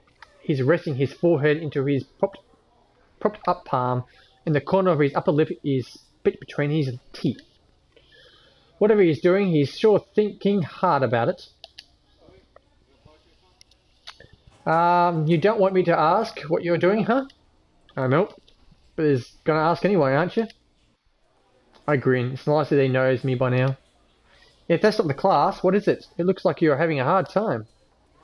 I'm trying to lean over to read what is on his papers, but Ted shoots me a glare strongly to push me back. Classified. Can't let you do that. Then just tell me what you're doing already. Fine. I'm playing at an employment strategy. Ted briefly holds up a paper and sees the word "now hiring" at the top of his big, bold letters. So this must be for the store, right? Bingo! Remember that guy who ran off last time? You were there? You mean the one that let it get away? Ted blushes angrily and then tilts his head away. Shut up. So that doesn't matter. Point is, he don't hang around the store anymore. Did he quit? He was fired. Yikes! I should have seen that coming, poor guy. Can only imagine how Ted was on him. Now I have to hire someone to take his place. Right now I'm planning out what to do to put on the field flyer and where to post it. I'm already made a list of establishments that allows advertising organisers for distance of a course. I stare at Tim in stunned silence. All of this just to hang up a flyer? I don't think you have to do that far. Wrong. I have to make sure the best possible message is spread in the best possible manner to reach the best possible people. That way I'm guaranteed to get the best possible replacement. Ted returns to sorting it through the papers and he sits on his table. Get it? Not really. What's the big deal? You might go the best possible employee, but you'll probably get someone really, really good anyway. Ted stops what he's doing and looks up at me. He's glazed intense with his mercy. What did I do? That's sitting and... What? That's settling and settling. And it's not something I'm going to do in the store. It's important for me to do that. Because it's your dad's? Something like that. Sorry guys, my glasses are funny here. He waves his hand like he was trying to show me away, an annoying bug. I ain't expecting you to understand, but don't get me in the way. I'm trying to talk me out of this. I gotta do the best I can. Fine! I shut up. I look down at my bowl of chicken soup. Chicken soup. Suddenly, remembering about it, I stir my spoon through the broth and I start eating it quietly as Ted goes back to his work. God, I could go some nice chicken soup right now, guys. You're some kind of perfectionist, huh? Ted regards me over the side of his lantern and speaks to the corner of his mouth. Oh, didn't mean to say that out loud. Noticing me my trepidation, Ted takes pity on my poor soul. And what's wrong with that? If I do my best I can, with all I can, then I can reap the rewards with no regrets. Yeah, but you're gonna get grey hair before you're 30. Ted scrolls and shakes his head. Have you seen my pa? It'll be cold day in hell when that happens. Now if you're gonna help, then shut up, I'm trying to work here, and don't need you to be laughing. I surely spit more of the soup into my mouth, at least he called me funny in his own way. Oh. What would you have do for this job?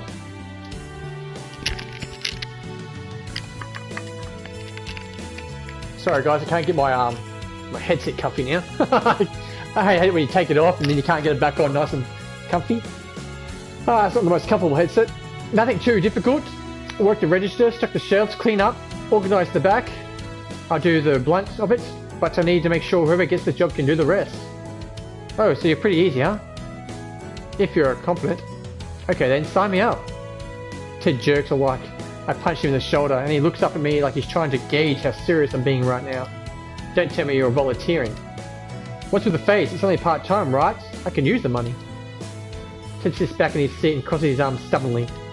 It's not going to be easy and just asking me what makes you think I'd hire you of all people. Look at it this way, I need a job, you need someone who thinks they're kind of scary. It's a win-win. You think I'm scary? Ted acts like he's some sort of honour. Don't get ahead of yourself, bucko. I only said it's kind of scary. I can handle working for you. Sorry, had a blank. Oh, really? Yes, like, here, try me. Let's have an interview right now. Ted looks around at a noisy cafeteria background. Okay, it's not your typical professional setting, but I'm gonna have to do it. He sighs, resigns, and stacks all the papers he has into a real neat pile. Fine, that'd be a good way to see how you are in your toes. I actually start to feel nervous as Ted cracks his knuckles and sits straighter in his seat. You're done with your soup? No eating during an interview. I take a last sip of push my tray to the side. I think Ted might be taking this a little too seriously. Now, Miss Grave. He arches a brow in relaxing thought. I'm not used to addressing me so formally. I simmer down and Ted glazes at me. Sorry, what you were saying? I was going to ask, do you have any prior work experience? Well, I do have some odd jobs around town, but I do nothing too extensive. Other than that, I don't do much during high school. Wait, no, I babysit my brother. Does that count? Not really, but I take that into consideration. Tough crowd, though I shouldn't be expected, considering it's Ted. I'm going to have to do a really good job if you want to be impressed him. Alright, game face, Nicole. You have to show Ted that you really want this. We go through the rigmarole of the usual interview. Ted asks me if I have the time to consider that way of getting in the way. Nope. Why? Interested in the job? Because of the money? And if I've ever heard of the store before? Kind of, and so on. I think I'm doing pretty well. Ted doesn't look like he thinks it's the dumbest idea ever anymore. Alright, final question. I quickly cheer under my breath. This is a home stretch. All I have to do is nail this question and Ted possibly consider me for the job. If you had to describe yourself as a music gene, which gene would it be? Okay, say what? Could you repeat the question, please? Simply put it, what kind of music would you be if you were music? Ted looks at me with a smug expectancy, like he knew the question would tip me off. Fine, I'll show him. Get ready, because I'm going to hit this one out of the park. Country? Am I country, pop, or jazz? I think I'm a jazz girl. I like to think I'd be like jazz. Todd nods and gestures for me to continue. Yes, because? I don't know about blues or anything, but the swing of ragtime and jazz, right? This is super lively, which is pretty fitting for me. The techniques used in jazz are so impressive, just like my skills. But that's mainly for improvisation. I blink and cock my head. That's a thing in jazz? Oh, yep. If there's a musical gets picked wherever notes he wants to play, he goes with it. It works well with his skills, but if you're only a beginner, Like a newly hired employee, it's likely to get distracted. I'll take that for saying hiring would be a real gamble. What? No, it'd be anything like that. I could kick myself as I realised I'd fallen into Ted's trap. I opened my mouth to say more, but Ted taps and eagerly his papers against the table, cutting me off. That concludes the interview. I realised a pent breath and finally relaxed my back. I got a shaky at the end, but overall I think I had a good enough for Ted's standards. I hope it was, at least. So do I shake your hand now? Nah, we're all good. I think I made my mind anyhow. I leaned across the table, pushing off my toes and my shoes, and I nearly reached Ted on the other side. And Ted lowers his eyelids and stares me dead straight in my eyes.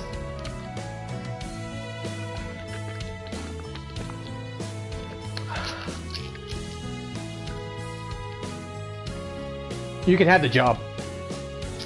His eyes clenched shut as I let out a victorious whoop. Whoop, whoop, whoop. Gonna make sound blank. Only because it's a real pain and taking me more time to hold interviews. You don't seem like you're half bad worker. I doubt you can get any worse than the last guy. Oh, please don't compare me to him. I'm so relieved now. That the interview is over and I can finally get back to eating. My nerves are so afraid that I feel 10 times hungrier. Okay, when do I get started? Please, not with your mouth full. I swallow so Ted stops grimacing at me like a sort of 4-year-old in a fancy restaurant. Better? Much. And you can start after I talk to my pa about it. Once that's clear, I'll get in touch with you. Well, Ted growls a little bashfully. That means I'm gonna need your number. Sure, no biggie. Give me yours while we eat. While we're at it, not while we eat. While we're at it. Threw that word in then. I eyed Ted amused as I pulled my phone out of my pocket. You act like you're asking me out on a date. Did we lose my phone? Shut it, I've never bothered any other thought. I wasn't sure if it was being too forward by asking. Well, there's some advice. Take a chill pill, boss. It's for work. I know, don't call me that. Fine, Mr. Bossy. As soon as Ted's done grounding, we exchange numbers. The moment Ted's done entering mine into his phone, he returns into his pocket and gets to his feet. Expect a call from me soon, Nicole. I'll be relying on your schedule. I'm relaying your schedule once we've all sorted it out. Okie dokie. Are you going now? Well, there's no need to plan out my fly description now. The problem's solved. Ted offers me a stiff farewell wave. So yeah, I'm out. I lift my hand back to wave back, but Ted's already marching off before I chance. I'm getting a stinky feeling that working for this guy isn't going to be a walk in the park. But hey, money is money. There isn't enough that I can't handle. Whatever Ted has in store, he can bring it. I'll show Mr. Perfect that I can work just as hard as he can. Okay, so we're back in the class. I'm getting nervous. Econ class is going to end soon, and normally I'll be so ready to get out here and go, but it's different today. Today we're going to get back to our scores, back to the first test. It's only natural to be nervous, but I don't know how to feel at all. It was kind of hard for the first test. I can only imagine that the score could possibly be. At this point, it's up in the air. My mind's elsewhere, and the teacher continues with his lecture. I'm barely registering what I'm typing. The seconds tick by, seemingly ever so slowly, and finally the teacher ends the lecture.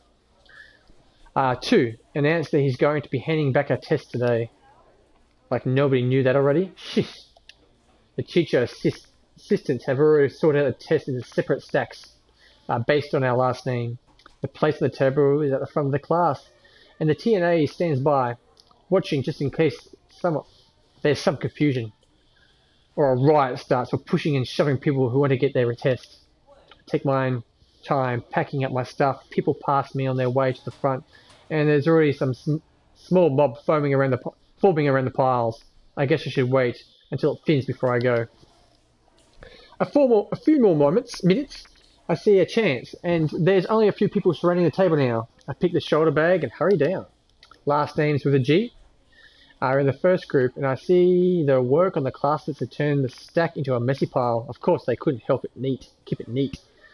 Oh well, it makes it easy to look for my name. I feel a sense of dread as I search for grave. Most of the scores I see marked in red are in the 60 to 70 range. I mean, considering the class is going to be scaled down, it's not so bad. But I studied really hard for this test. Hopefully it pays off. Okay, this is weird. I'm sure I looked around this whole pile for my test, but I haven't found it yet. Wait, there it is! I recognise my handwriting peeking from under a few tests, and I pull the packet free. Oh, the top of it is marked with an 85 in red ink. Yes! Oh man, I feel like dancing right now! It's not an A, but it's a solid B. Way better than all those C's and D's I scattered around. And if the average is low, then this could be enough to set me for an A in the class. I take another look at my score, admiring it for a moment before I pull my shoulder bag in front of me and stick the test inside. Sorry guys, I'm getting a little bit muddled up with my words again. Oh god damn it! This is Kurt talking. Kurt's back, swearing the same crap.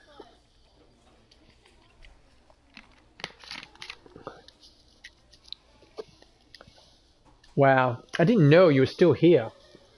When I look over, here's a test pack in my hands. I can't see the score from here, from where I'm standing, but I can tell you with a look on his face it can be good. I should have really just let it go, whatever is my business. But I'm so curious. What could be so great Marley has a score to curse such an angry reaction? I wait until Kurt seems to have calmed down. Not it says much, his fingers are squeezing so hard into his test that he looks like he's about to crush it. Everything alright here, Madly? Kurt turns on me, looking ready to yell.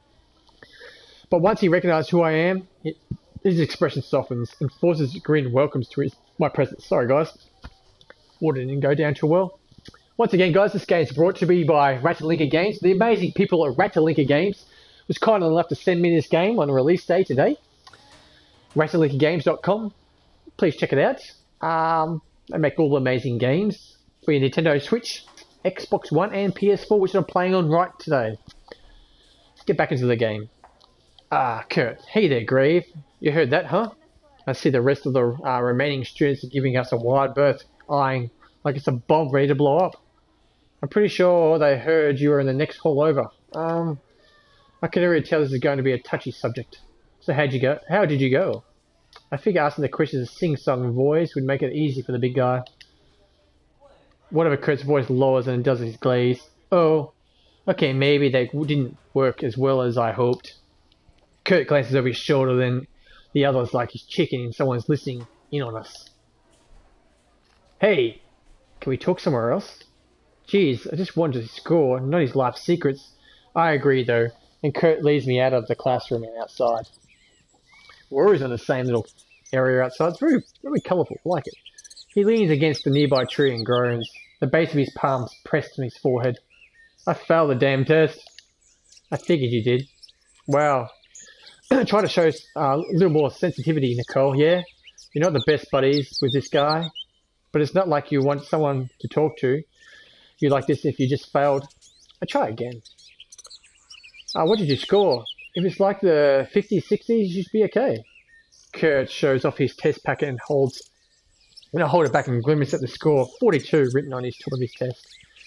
Yeah. Oh, that's not in the 50s or 60s. I rock uneasily on my heels, trying to think of a way to make the situation better. Well, we have 4 other tests. If you rock those, you should make up for it. Alright. It won't matter though.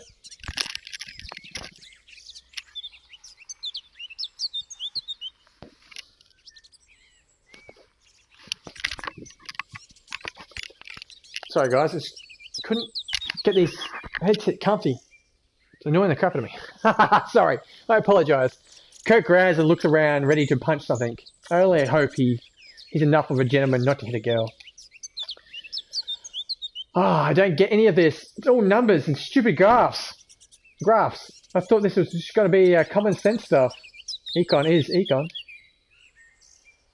Wow, that sounded lame, but I don't know what else I could tell him.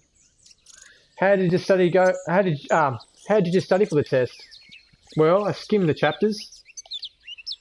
And I skimmed the chapters. Kurt looks at me with a sheepish scream and a sigh in response. That's your problem. You just need to study better. Take it from me. I show you my test score proudly. Not gloating enough to rub it in his face, mind you, but hey, I worked hard for this. I think I know what I'm doing in this class. Whoa. Kurt is genuinely impressed and slightly congratulates myself for being able to throw him off my change. However, I soon notice a weary smile on his face and I slowly feel the tables turn. Hey, Grave. He's the one using a sing-along voice now. When Kurt uses a sing-along voice, it cannot mean anything good's about to follow. Well, what is it? What do you want? Hey, what's with the attitude? It's not like I asked just anymore to tutor the great Kurt Madry. Please tell me I didn't hear that right. You want me to tutor you? See, you're a smart ass, I thought. No way. Not happening. I'd rather choke on my textbook. Ouch, straight to the heart. He holds his hand to his chest and pretends that he's wounded. Wounded. It's a real wound and he keeps this up. Look, sorry, but I haven't really done the tutoring thing before, so I have to pass. Good luck, though.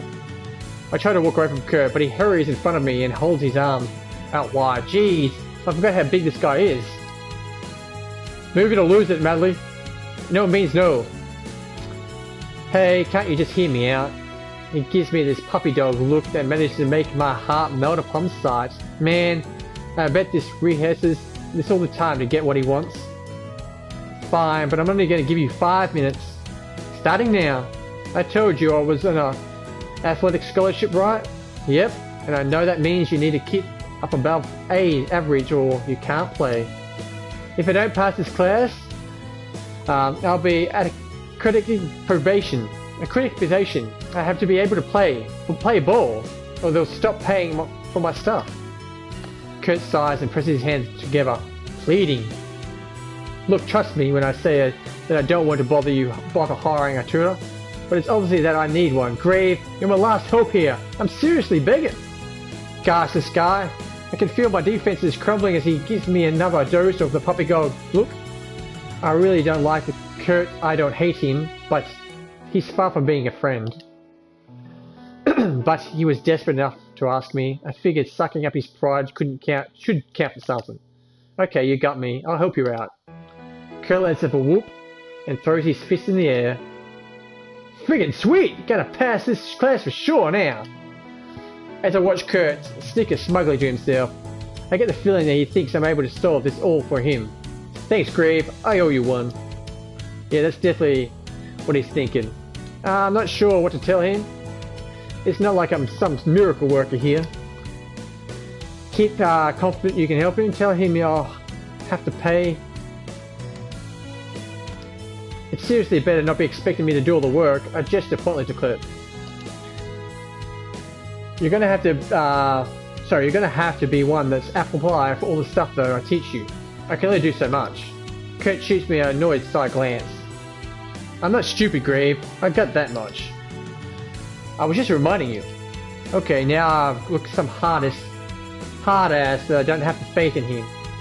Who would have a tutor like me that? Sorry, I don't think you can do it if we work at that. I'm just kinda failed with words for the moment. Yeah, whatever. Kurt fumes briefly. Not that I blame him, but I've seen that him soften after a few beats I have passed. You're doing me a real solid, just at agreeing. Don't worry about it. But you could work everything out later. I might late for practice if I don't move it. Sure, just like text me or something. Let me give you my number. Both of us pull our cell phones out, quickly exchange numbers, and Kurt finishes punching mine in his phone. He wears the most obnoxious smile I've ever seen. Hey Grave, what is it now? Do you realize what you just did? What, I just gave you my number? I just gave you my number. I hadn't even realized I'd done that. The worst part is that I gave Kurt willingly. He didn't even trick me. Hey, It's just for getting in touch about tutoring lessons. Don't let it get to your head, Casanova. Whatever, that doesn't change the fact that I still got your digits. Kurt saunters away, humming a melody under his breath with the words I can faintly recognize as, I just grabbed his digits. He continues this down the hall, and soon he passes the corner and disappears out of sight. I'm telling you, the textbook is looking more and more appetizing by the second. It's been a while since I started talking to Vork's advice. Results? I don't have a clue. I frown and scroll down the dashboard of Roller. Killing time is what up for Darren to arrive. I developed some sort of schedule lately. I get to class early, sit in the same seat, for who knows how long. Then when I see the target arrive, I make sure to greet him with a, "Hey, Darren."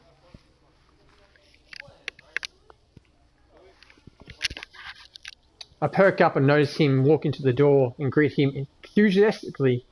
The other students in the classroom don't pay me any mind. They're used to me shouting this early in the morning. Darren is pretty much used to it too. He barely flinches when he hears me calling his name now.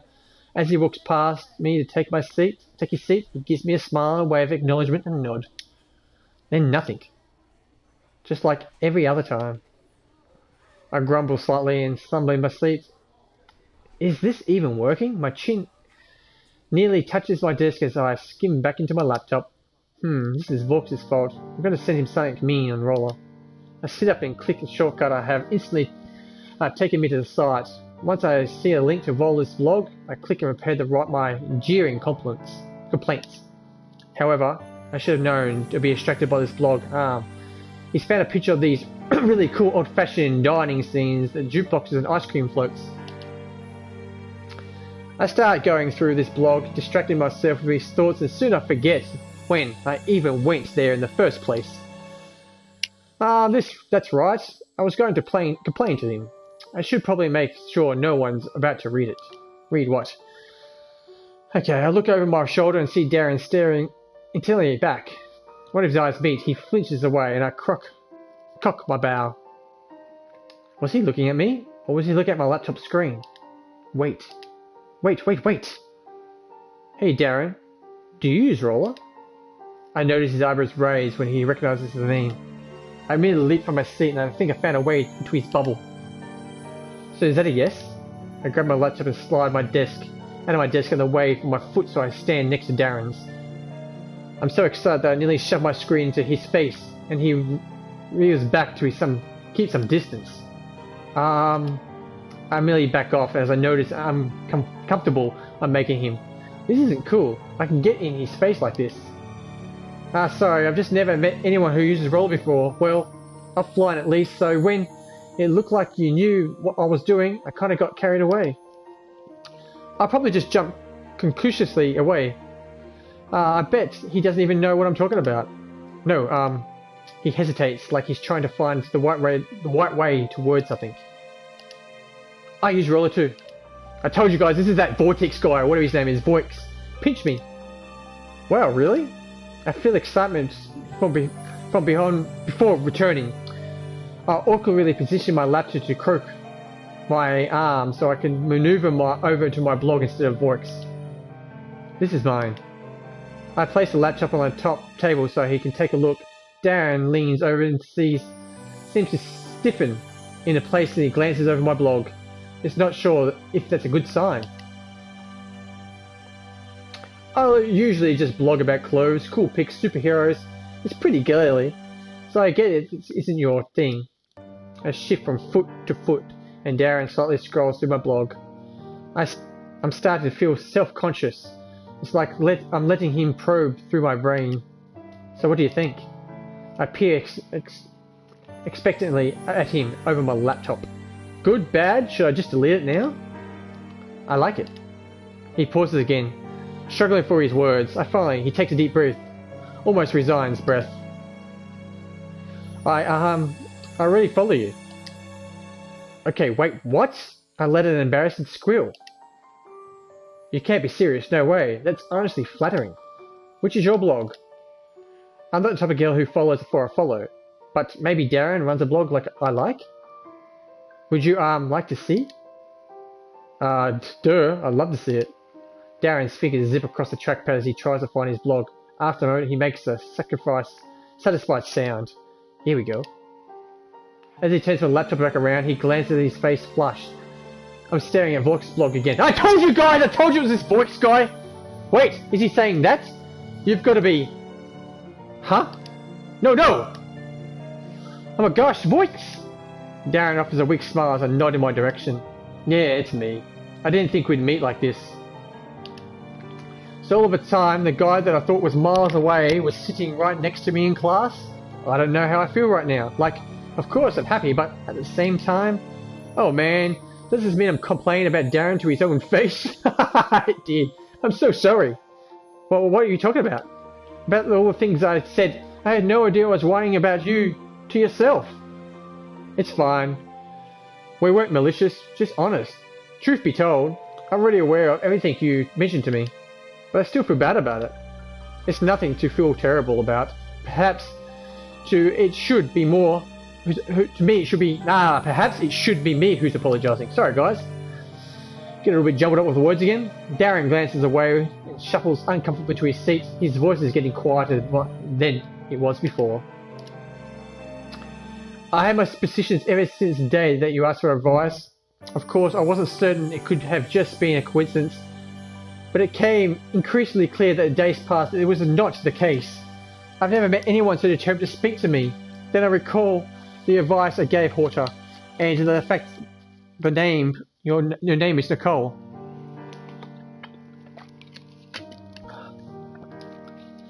It's actually really obvious. Well, this is embarrassing. It's not like I was trying to hide my opinion, offline persona, from my online one. But yes, I seriously need to learn how to be more discreet. Wait, so why didn't you say anything? I'm not that good at expressing myself verbally. I wasn't sure how to broach the subject. It's a bit approach to broach the subject without it turning awkward. Well, the ship was kind of sailed, huh? My meager attempt as a joke does nothing to make Darren laugh. It's a shame. I know I'm not much like my online persona. Not really, no.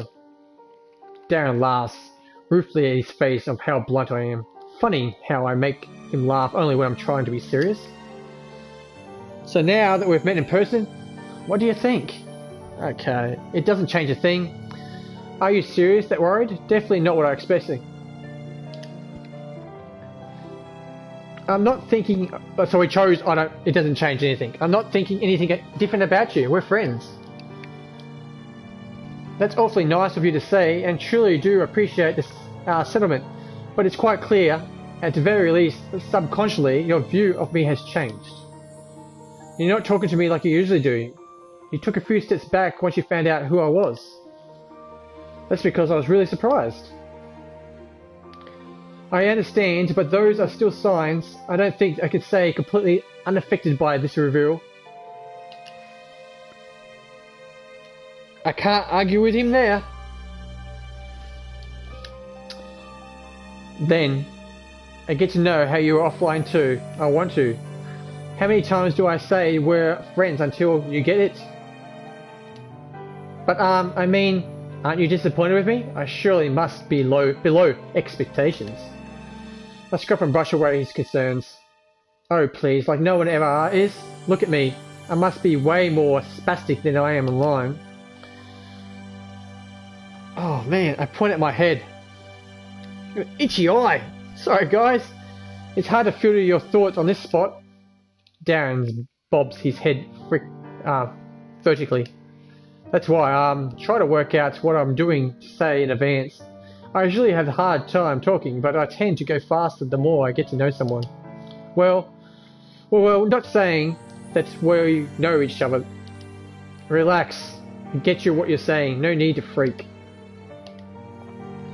I told you it was this guy though. Sorry. He shiftily fills the fluid tips and he bangs and looks away. He wasn't lying when he said he was hard time talking. I have a hard time trying to read this at the moment, guys. Sorry. If he really is Forks, though he wasn't just pulling my leg, and I'm sure he'll be equipped himself in no time. I think. Darren, you mind me if I do something? What is it? Can I hug you? Darren's cheeks flush in response to my question. Pardon? What did you say? We've been friends on Roller for a while now, and we're meeting offline. Don't you think this is cause for a hug? Come on! Darren goes all wide-eyed, and he shoves his palms out, as if he's going to push me away. No, absolutely out of the question. It would not be appropriate. What? Come on, just like a side hug at least? I'm really sorry, Otter. I'm not too keen with hugs. Any physical contact, really. I slump my shoulders in defeat. Fine, sorry ass. Jeez. You have to follow my other request though. Stop calling me Hotter. My real name is Nicole. You got to know me by now. Nicole. He says it extremely experimentally, as though I'm saying my name pursues an unknown taste on his tongue. Very well, Nicole. I can do that. Ah, sweet! This makes it official. We're now roller friends both off and online. Darren made a smile, an embarrassed smile. I suppose this is an occasion worthy of a post. You know it. I smack my lips as I reach other and flick the space in front of him. Pop! What did you do? I did what you told me to do. I found a way into your bubble. Into my home? Darren nervously readjusts his glasses and glances at his desk next to us. Well, if everything is settled, perhaps you could return to your seat? Oh yeah, sure. I have stuff I need to look over, anyhow. I fall myself into a laugh smile, but when I turn back and I head to my desk, I suddenly lose a small sigh. I guess I'm not as deep into the bubble as I thought. I take a look back at Darren, flipping through the pages of his notebook. Curly black hair, thin glasses, a nice smell, yeah. I can actually see Vork's having these things. But the personality is way off. I admit it. Part of me wonders if Vork's I knew was an act put on by Darren. Could the person I admire actually not be who I thought it was? I dismiss those thoughts with a shake of my head. No, that doesn't matter. I meant it when I said it. I wanted to know Darren's offline self. And if he doesn't turn out to be anything like Vork's, well, I just have to adapt. That's what friends do. I've been staring at Darren so long that it surprises me that he hasn't noticed now. Caught in the act, I shy offer, smile to Darren and shrug. He slightly slumps with a good-natured sigh, but offers one back. It's a small one, but whatever. It's definitely a start. The moment I get out of class, I hurry back to my room, feeling super conscious and paranoid. I honestly don't know how I dragged myself out of bed this morning. Though a deep creep being out there spying on me makes my blood run. Stubborn defiance was whether it's what is, I guess. Resolve not to get to me in any way. Oh, jumbling words then, guys. Sorry about that. I won't be able to crack this guy's operation here. Otherwise, yeah, I know. Just another day I didn't care about anything that had to do with the disappearance, which makes it funny and kind of sad.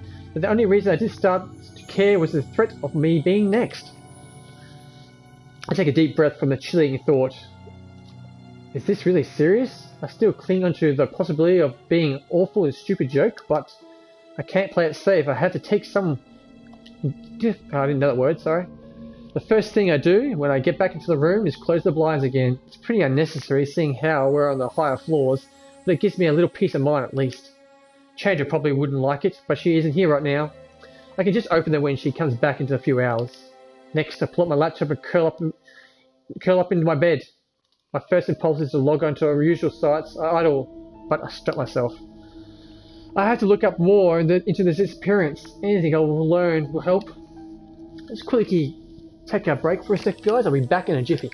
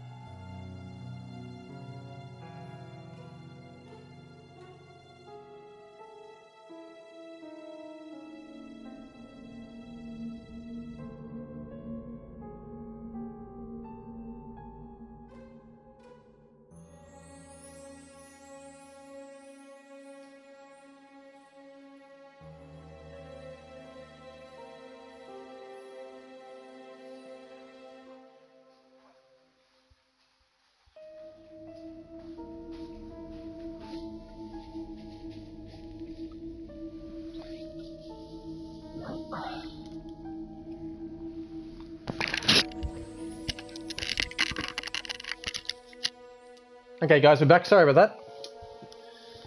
Just had to take a break for a second. Okay.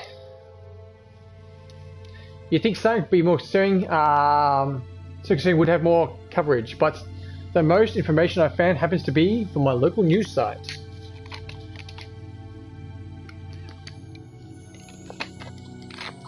Once again guys, just big shout out to Ratalaika Games, the amazing people at Ratalaika Games.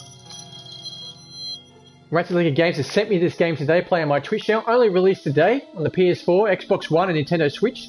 So please guys, I'll post their link on my chat channel.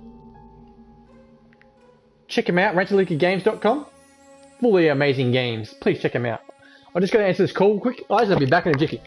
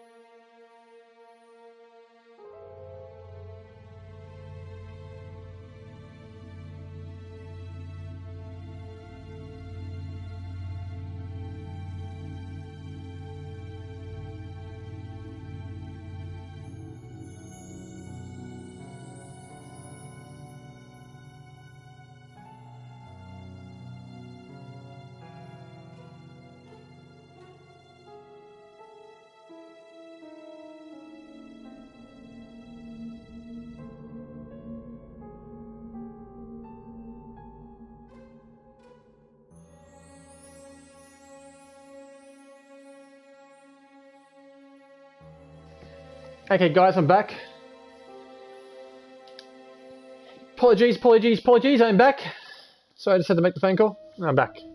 3 girls disappeared, but I already knew that. Oh, but it looks like the disappearance happened over a span of a year. One in December last year, one in April, and the last in August. That was right before the semester started. Wow. Alicia Henrik, Erin Severson, and Yuli Cheers were the 3 victims. If I got those names right, I'm sorry if I didn't. Oh, and for their specific articles, there were links at the bottom. Nice. I scroll down and at the first one I see the list of disappearances that happened last December. Erin Severson, 19 years old at the time of the incident. She was in her 2nd year when it happened, and pretty active at the school's track team. It's true, searching for her name brings up a whole bunch of sports articles. Dang, she won a lot of races. Looks like she was mostly a sprinter for the 200-meter dash. But it looks like she was noticed by missing near the end of the fall semester. That search for about 3 days eventually found her unconscious in the park. Where's the usual track suit? No signs of assault or harmful substances found in either. But there were traces of narcotic, as well as a faint hint of some unknown... I don't know what that word is. I don't know. Sorry. Whatever that means exactly, I have no idea. When questioned, Erin couldn't seem to remember anything from the day she had gone missing. How strange. This all points to that Jeff guy because he likes mixing chemicals, so he'd be able to knock someone out with, just making some shit up and putting him to sleep and making them lose their mind and stuff. It's definitely Jeff. Definitely Jeff. I can't imagine having just the big gap of time where everything from the day she had gone missing. How strange. I can't imagine having this big of a gap of time. I can't even remember anything that happened. Okay, next girl. Let's read about the disappearance that happened near the start of the year. I'm getting my words jibbled again. Alicia Henrik was the victim that time, older than Erin at 21, which means she was on her 3rd year. Looks like she was a chemistry student in the chemistry club and the school's honor sorority too. She must have been really smart to be involved in all that. Then, yeah. She was found in the library after being reported missing for 3 days. They thought she was asleep at first, but it turns out that she was literally unconscious. Same thing as Erin. Alicia couldn't remember anything that happened from the time she disappeared. There were also traces of both narcotic and unknown I don't know that word. We'll just say that word. Found in her bloodstream. It's definitely Jeff. It's definitely Jeff, guys. Oh, it's definitely. The second time, the two have come up by now. A narcotic is like something that puts you to sleep. And I've heard of opiate before. I think it's like the opium. Is it opium? Opiate? I don't fucking know. Painkillers. I feel like a total dickhead for not knowing that word.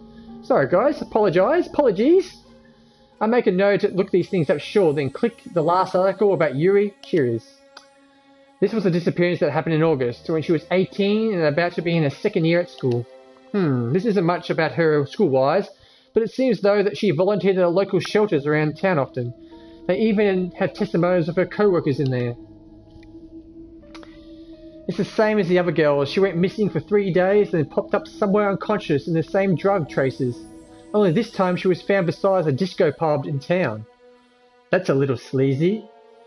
Which is a weird since she doesn't sound like the kind of girl. She was apparently still wearing the same clothes she had been seen in the day that she had gone missing. And likewise can't remember a thing from that day on. And it looks like that's all the info there is on that. Definitely Jeff. I bite my thumb and think this over. Okay, similarities. There have to be some. Let's see, all 3 girls went missing at the same amount of time for 3 days. None of them seemed hurt, but all 3 girls had traces of narcotic and that word in the bloodstream. Besides that, they're all pretty different. They probably ran in different circles, had different interests too. Yet, the abductor chose to kidnap them for some reason. Jeff, I know it's you, Jeff. Come on for you, Jeff!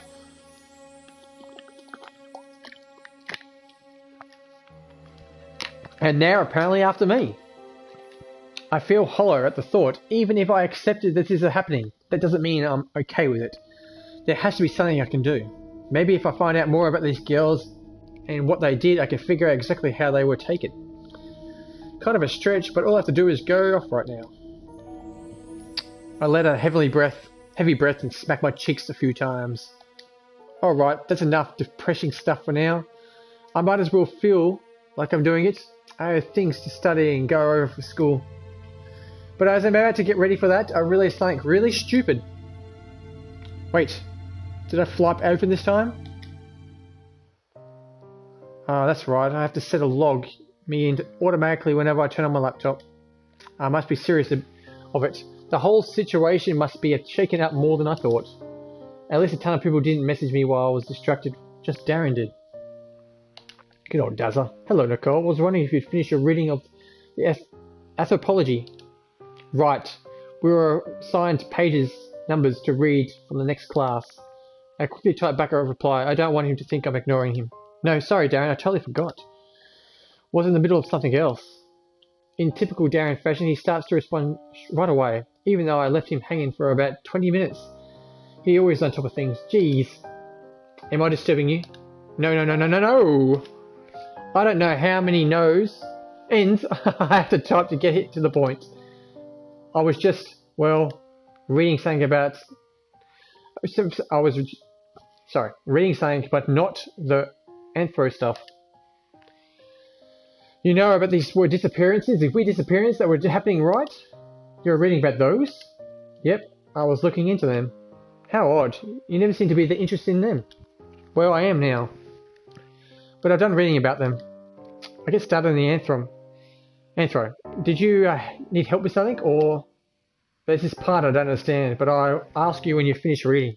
I also want to make sure you remember to read it too. And this was my way of checking. Oh my god. Okay, Mum, I'm doing my homework now. When would dinner be ready? You have to stay in your room with the attitude. Get out. I'm not in your room. I groan and try to stop myself smirking. I hate how witty Darren can be online. It can be hard to keep up with him.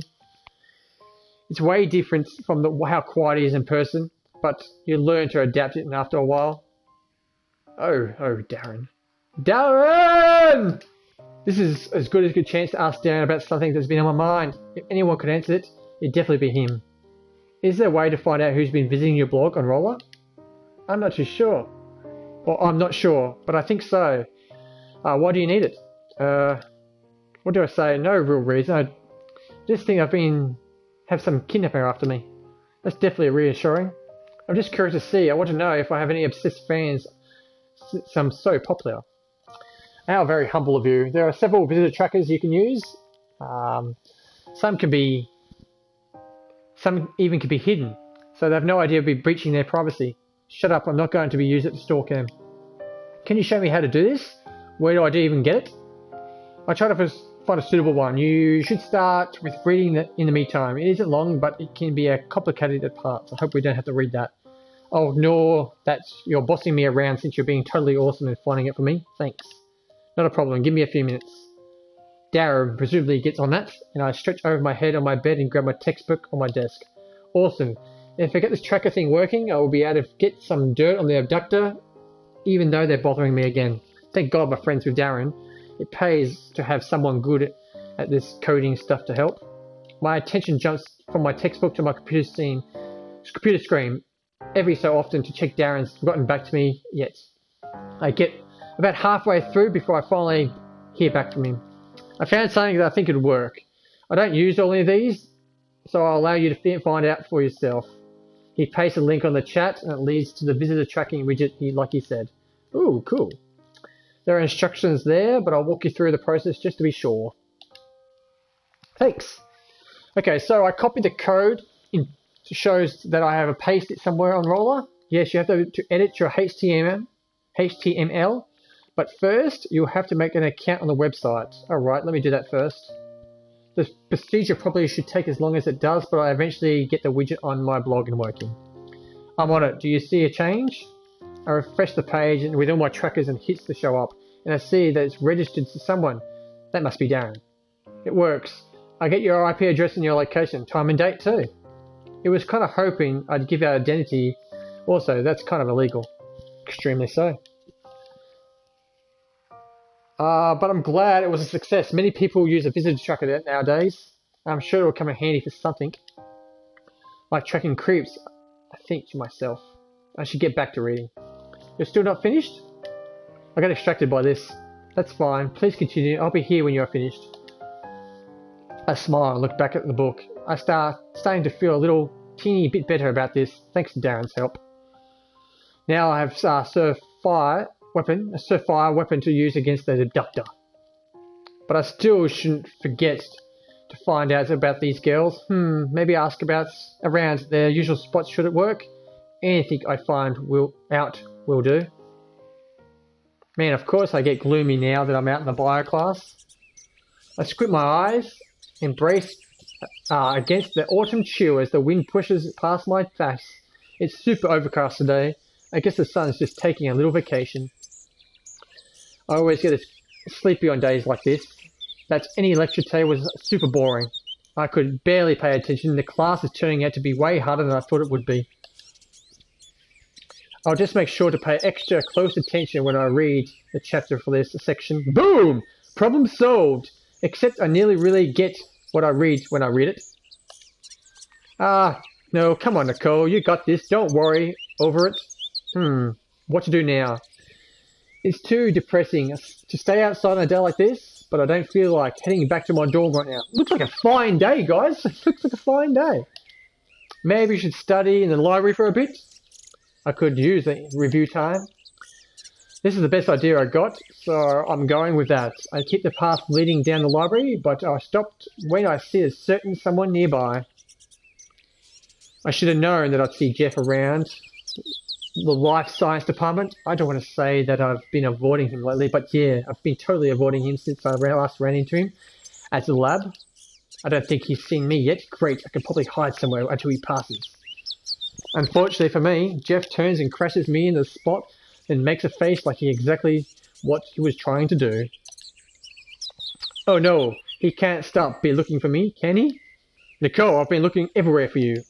I can't even run or hide because that would look totally obvious. That way Jeff comes over towards me, really creeps me out. He looks normal with his friendly smile and a hand held over his head, but when you know what I know, you know that anything's but normal for Jeff. It's definitely Jeff who's the abductee, the guy who abducts the girls. Like this, you can just tell. You can just tell it's him. Oh, Jeff, I got that Darren right with the Voix fella, so I'm putting all my money on Jeff. I'm trying to forcing myself to smile and look natural. I have no idea how Jeff does this so easily. I can barely keep myself from cringing as he stops in front of me. You wouldn't happen to be busy now, would you? I want to talk to you about something. Here's what I'm asking myself. Is he telling the truth, or am I going to be in big trouble right now? Best to play it safe. Actually, you know I was going to go into the library to study? Sorry. I actually tried to get around Jeff, but he quickly steps to the side, blocking my way. Oh, that is the problem, Nicole. I can't wait. He steps closer, and his smile looks more upsetting now that it is close to my face. I can't wait as long as it takes for you to talk to me. I think he's trying to say that he's not going to leave me alone until then. Man, my luck. You know what? I changed my mind. I can study later. My laughter comes scared and nervous. Oh man, someone help me. What does a girl have to do? Use Morse code? Actually, bad idea. I bet Jeff knows Morse code. Glad to hear that. Now, if you don't mind following me. Jeff waves a hand over his shoulder and leads me away out of the public. I won't lie, going somewhere with no eyewitness makes my hair stand on my edge. It definitely, he's a creepy fella, this Jeff fella. Once you've walked a good deal away from the people, around the thin out into the occasional passerby, Jeff lets out a huge hug, tight sigh. What? Exhausting. He tilts his head from side to side, stretching out, kicks out in his neck. Forcing yourself to speak such divide becomes exhausting like you wouldn't believe it. You wouldn't happen to have a throat lodger, would you? I might have a cough. Save it. That was just a test. And you managed to pass. I note that you've always been prepared, Nicole. A great start. Start to what? Oh, you'll see. I can feel my stomach churn as Jeff starts sinking in underneath the breath. Whatever is happening playing doesn't seem like he can end well for me. He leads me to a dorm of a nicer, more modern ones like mine. It's a few halls and past some doors later, they finally stop at a room. Is this your room, I'm guessing? Correct. Please tell me you forgot something and we're just picking up on our way. I could, but it'd be dreadful lie, Nicole. You of all people should know that I'm here enough dreadful lying on a daily basis. Jeff takes the key out of his pocket, sticks it into the knob and twists it. He pushes the door open right after he heads on in. Closes the door after you.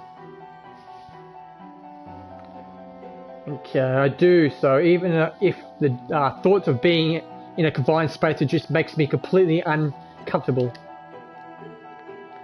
The inside of his room is surprisingly normal, like he's an average student. There are 2 beds, so he must share with a roommate, or 2 desks shoved to the back, complete with bookshelves built into the unit. Books with spines bearing technical and medical titles and stacked neatly in place on the walls, and a few diagrams of the human body. One poster has an entire layout of the muscular system, while other is especially detailed with concerning of vital organs. Our vital organs. But I'm sure Jeff didn't bring me here so I could appreciate his interior design choices. In fact, okay, spit it out. What do you want from me? I'm going to just get right to it. It's not like we're really friends. There's no point of beating around the bush to spare his feelings. Oh, Nicole, straight to the point, aren't you? Don't you care to relax? Take a load off. Feel free to use that bed. It's currently occupied. You mean your room here alone? But isn't there room for 2 people? It is, but my previous roommate had something come up, shall we say? I carefully consider if I want to press any further in the line of questioning. Geez, Jeff, do I want to know what you did to him? Once again, guys, this game's brought to me by the Ratalaika games. Please check them out, ratalaikagames.com. It's only a new release, just released today, and they sent it to me to play on my Twitch channel, so please check them out. Their link should come up in my chat window. So when you got time, if you're interested, they make other great games as well. Check them out, ratalaikagames.com. Okay, back to it. Nothing illegal. I may have copulated of his fear of spiders, but really, who pays attention to details such as those? The poor guy. I sigh and pop down in his opposite bed like Jeff suggested. I kind of dig in the dark blue stair patterned sheets. There better not be any spiders under there though. Anyway, back to what we were saying before. You wanted to talk to me? Certainly, this is true. Jeff paces the room, marching back and forth over a multicolored rug in the middle.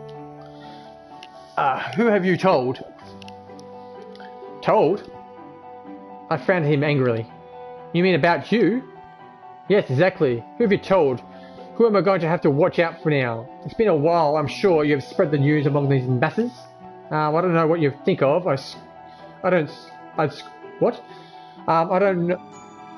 know what made you think I'd squeal, but you told me anyone, remember? Like I promised. I crossed my arms, offended. I can't believe you thought of tell. Oh hush, like you wouldn't think of the same thing. To have me in such a compromising position would grant you unlimited ammo to hold over my head.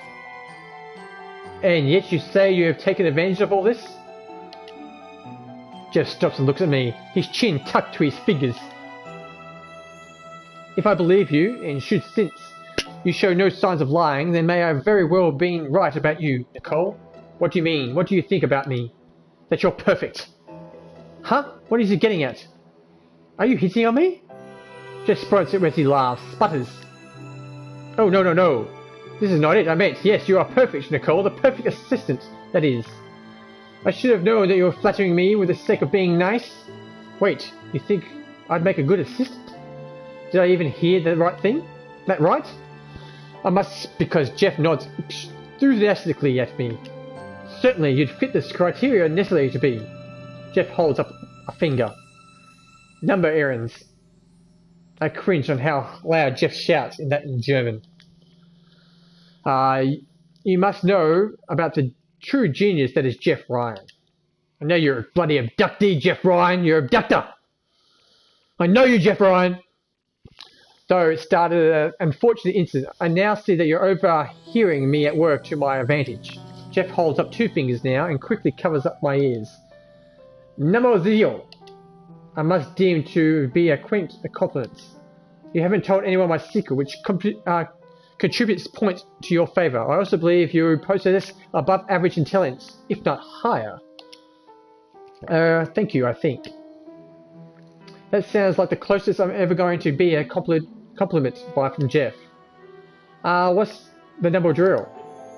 Jeff lowers his jaw, hangs slack, and stop him from shouting for the last time. He raises his eyebrows, impressed. I was getting to that. Numero zero. I don't know if I'm pronouncing that right, guys. You must be obedient to each and everything that I say. Well, let's stop him where it's ahead, shall we? He thinks I'm a dog now. I cross my arms in front of my chest. Now that you have a problem, what makes you think that's me? I'm not listening to you because you told me. Tell it me to? Oh, I think you will, Nicole. Jeff bucks his nails against the shirt and brings them to reserve his handiwork. Remember what I said to influence Garver? It works both ways. It takes as much as a snap of my fingers to have him fuming over like his favourite student. It's quite feasible for me. Well, aren't you awful sure of yourself? So maybe he has got a good reason to be. Oh, I hate attempting this idea. If Jess gets me on Grava's good side, then it could mean an easy to an A for this class. I can see that she's still unsure about this, so what if methodically sweeten the deal for you? If you're interested, I can work my connections, find a part-time position for you here and at the lab. Mind you, you must likely be cleaning lady. But as I said, money talks, no? Certainly does, I can't help it, girl wants to make bank. You could really do that? Bark like a dog, and I'll consider it. Hey, you're the one who wanted to sweeten the deal. I was, but now I decided to make you bark like a dog as well. I'm kidding, by the way. I grow, nearly falling for the floor of relief. Jeff seriously doesn't know how to quit his terrible jokes. And if I say no to all this, you won't try to turn Garver against me, right? Too much effort for someone too vindictive. I'd only do so the moment the secret spilled from your lips. Just checking. I sigh, I feel the foundation of my defense crumbling. I know I should be thinking about this, but getting a little more info wouldn't hurt first. So what I have to assist you anyway? Jeff grins eagerly as he finds interesting in his proposition. The full explanation would be much more interesting, worthy story, but alas, I shall keep it brief. Thank God. I am what you call a modern-day chemist. I mouth the last to myself slowly. And the chemist is like one of those scientist guys who turned into a gold, right? I don't even know if I'm pronouncing that right. Oh, probably not. Jeff plants his palm against his forehead. Again, with the simplification of such scientific marvels, I at least now can finally yell at you for it. Yes, turning lead to gold is one of the feats of a chemi.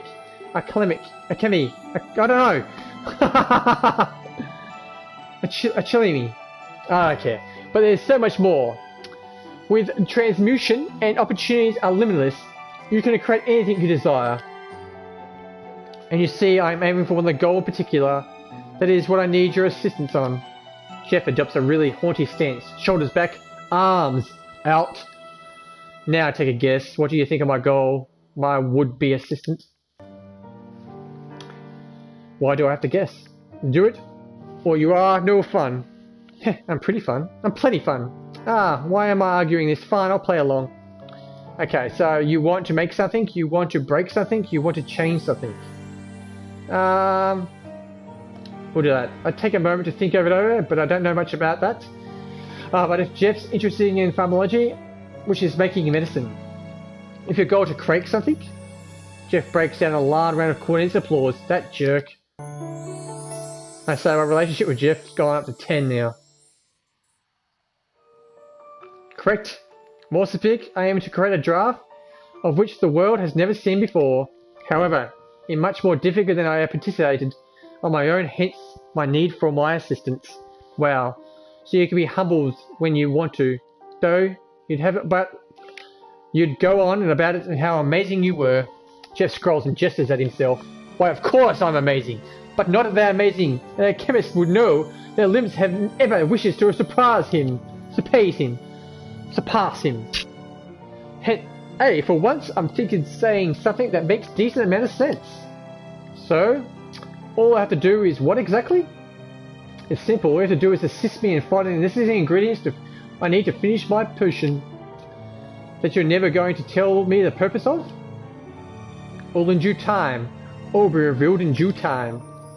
It's a good deal, in my oh-so-biased opinion. Just to think, help me find a measly ingredients, and all I have to do is Garver eating out of the palm of your hands. Jeff extends his hands and flashes me a charming, obviously a practical smile. I hesitate, eyeing his hand like infested with his palm. With the plague, I mean, sorry. I'm seeing different words now. And when we find these ingredients, then we hold off a part of the deal, right? You have a word, which isn't much considering, but I am finding your way of your favour now. The right when he says I don't have much to go off, but it doesn't sound too Harley, admittedly, and as if he gets an A. Okay, I'm in, but you better keep your word. I take his hand and squeeze it firmly, almost to a point that must be painful. Jeff's hand remains in my passivity. He never squeezes back. Instead, he only smiles. When I promise to do something, I do it, Nicole. When you soon see that I'm truly a man of my word. When I mean it, ha ha ha, hee hee hee. A shiver runs through my arm, starting from where the lands are connected. I admit to let go and bring mine back to my chest, but just when I've gotten myself into now. Anyway, from the moment on, you are my assistant. I will now refer to you as such. So get out. Jeff points at his door. I will now begin a few rounds of experimentation with synthesis, and now not one but myself is allowed to alter Jeff doing so. I stare amused at him, and that is the name of the room in which you stand, of course. This is a workshop where I perform the majority of my experiments. Thus, I do as Garvin's laboratory if needed. I shake my head before turning to the door. Geez, I'm surprised you haven't gotten into trouble with this resident advisor yet. Oh, I have. As I shoot a question and look over my shoulder, Jeff simply shrugs and grins. I came up with a way to take care of it. Yeah, I'm definitely not going to ask about that one. Okay, we're back. We're back. I strive for a yawn and wait at the back of the convenience store. It's barely light now. The streets are quiet. Why am I awake at this hour? I take a look at my phone. It's 6:30. Jeez. If it weren't for that jerk Ted, I'd still be in bed right now. It's a weekend for crying out loud. He called me yesterday telling me today that was the day he'd start training me for the job. Not so bad. Like, the weekend is perfect for stuff like that, but I didn't expect him to say that we were going to start so early. How much stuff could he possibly need to teach me? Anyway, and where is he? I feel like I'm doing right now. He's complaining. It's too early for life. About 10 minutes has passed, and I finally catch sight of Ted wearing the jumpsuit I always make fun of. He's holding a tray of coffee like offering peace. Here. He hands me a cup of chilled coffee with whipped cream dollop on top. Double dollop. He smiles and hands me a straw. I figured you were the type that likes frappes. I am, but I'm too tired and overwhelmed gratefully. I muttered thanks before taking a straw, unsealing it and sticking it through the cup's lid. All I need now is one sip of the sweet coffee goodness before I'm back on my way to recovery. This is chocolatey one. Did you get it from the Stardust? Instead of Starbucks at Stardos. Clever, clever. The one nearby, pretty dang expensive just for a cup of Joe. But we ain't too much time to waste for your training. Ted balances the cardboard tray in one hand and he picks up the cup of coffee and the cup of hot coffee. He places it gridly to his lips. After a darling sip, he mustn't have been too hot. He sighs in contentment. What do I do for a cup of coffee? You're pretty energetic for 6 in the morning. My voice is bitter and Ted's drink. He turns away, this cup to his lips. I do think it's all time. It's nothing new to me. I do this all the time. It's nothing new to me. Do you have early class? I come in the store to take inventory, make sure everything's in shape, housekeeping stuff. Then it's all done. I head to the criminology. I take a surprise sip and wince at the chill hits my top of my mouth at once. But now. Why wake you up too early? Can't get your dad to take care of that? Don't cops have to get up that early anyway? Ted makes a noise to protest to his cup. Heck no. I'm not going to bother my pa for something like that. He's offered sure, but I've always tell him I got it. It's because I do. He's got more stuff to worry about than the store. I reckon I'll lighten the load however I can. Best son of the year award. Shut up. Ted hands me a cardboard tray so I can rummage in his pocket. He pulls up a key ring and uses one of them to open the back door of the store. Get in there. He opens the door and gestures with his coffee and turns to me in a hurry. I stick my tongue out as I pass him. The two of us make our way into the middle of the store. Ted goes over the flick of the switch. The light floods the store, brightening up an early morning dawn. Okay, so can I ask you something? Okay, guys, just give me a second. I'm going to save the game. I don't know how to save the game, though.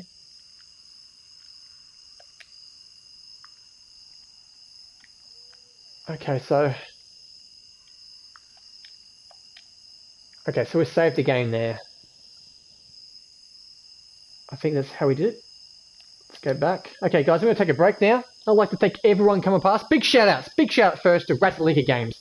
The amazing people at Ratalaika Games sent me this new release game that only got released today to play on my Twitch channel for all you to see. It'll also be uploaded to my YouTube channel, and I'll also be doing a review on Metacritics. So please, guys, please, I've posted their link in my channel right now. There we go, ratalaikagames.com. This game's available in the Xbox One, the PlayStation 4, which I'm playing on it today, and the Nintendo Switch, I do believe. Only released today, new release game. I hope you enjoyed it so far. I've spent over 4 hours streaming it for you guys today, and I do like it. It's a good storyline. Otherwise, I probably wouldn't be playing for 4 hours if I didn't like it. I hope you all liked it today. I'd like to thank everyone for coming past today and enjoying the stream. Thank you to everyone with your support. Once again, big shout out to Ratalaika Games, ratalaikagames.com, guys. I'll be back tomorrow, streaming once again. In the meantime, guys, take care of yourself and the ones you love, and bye for now. Thank you for watching, guys.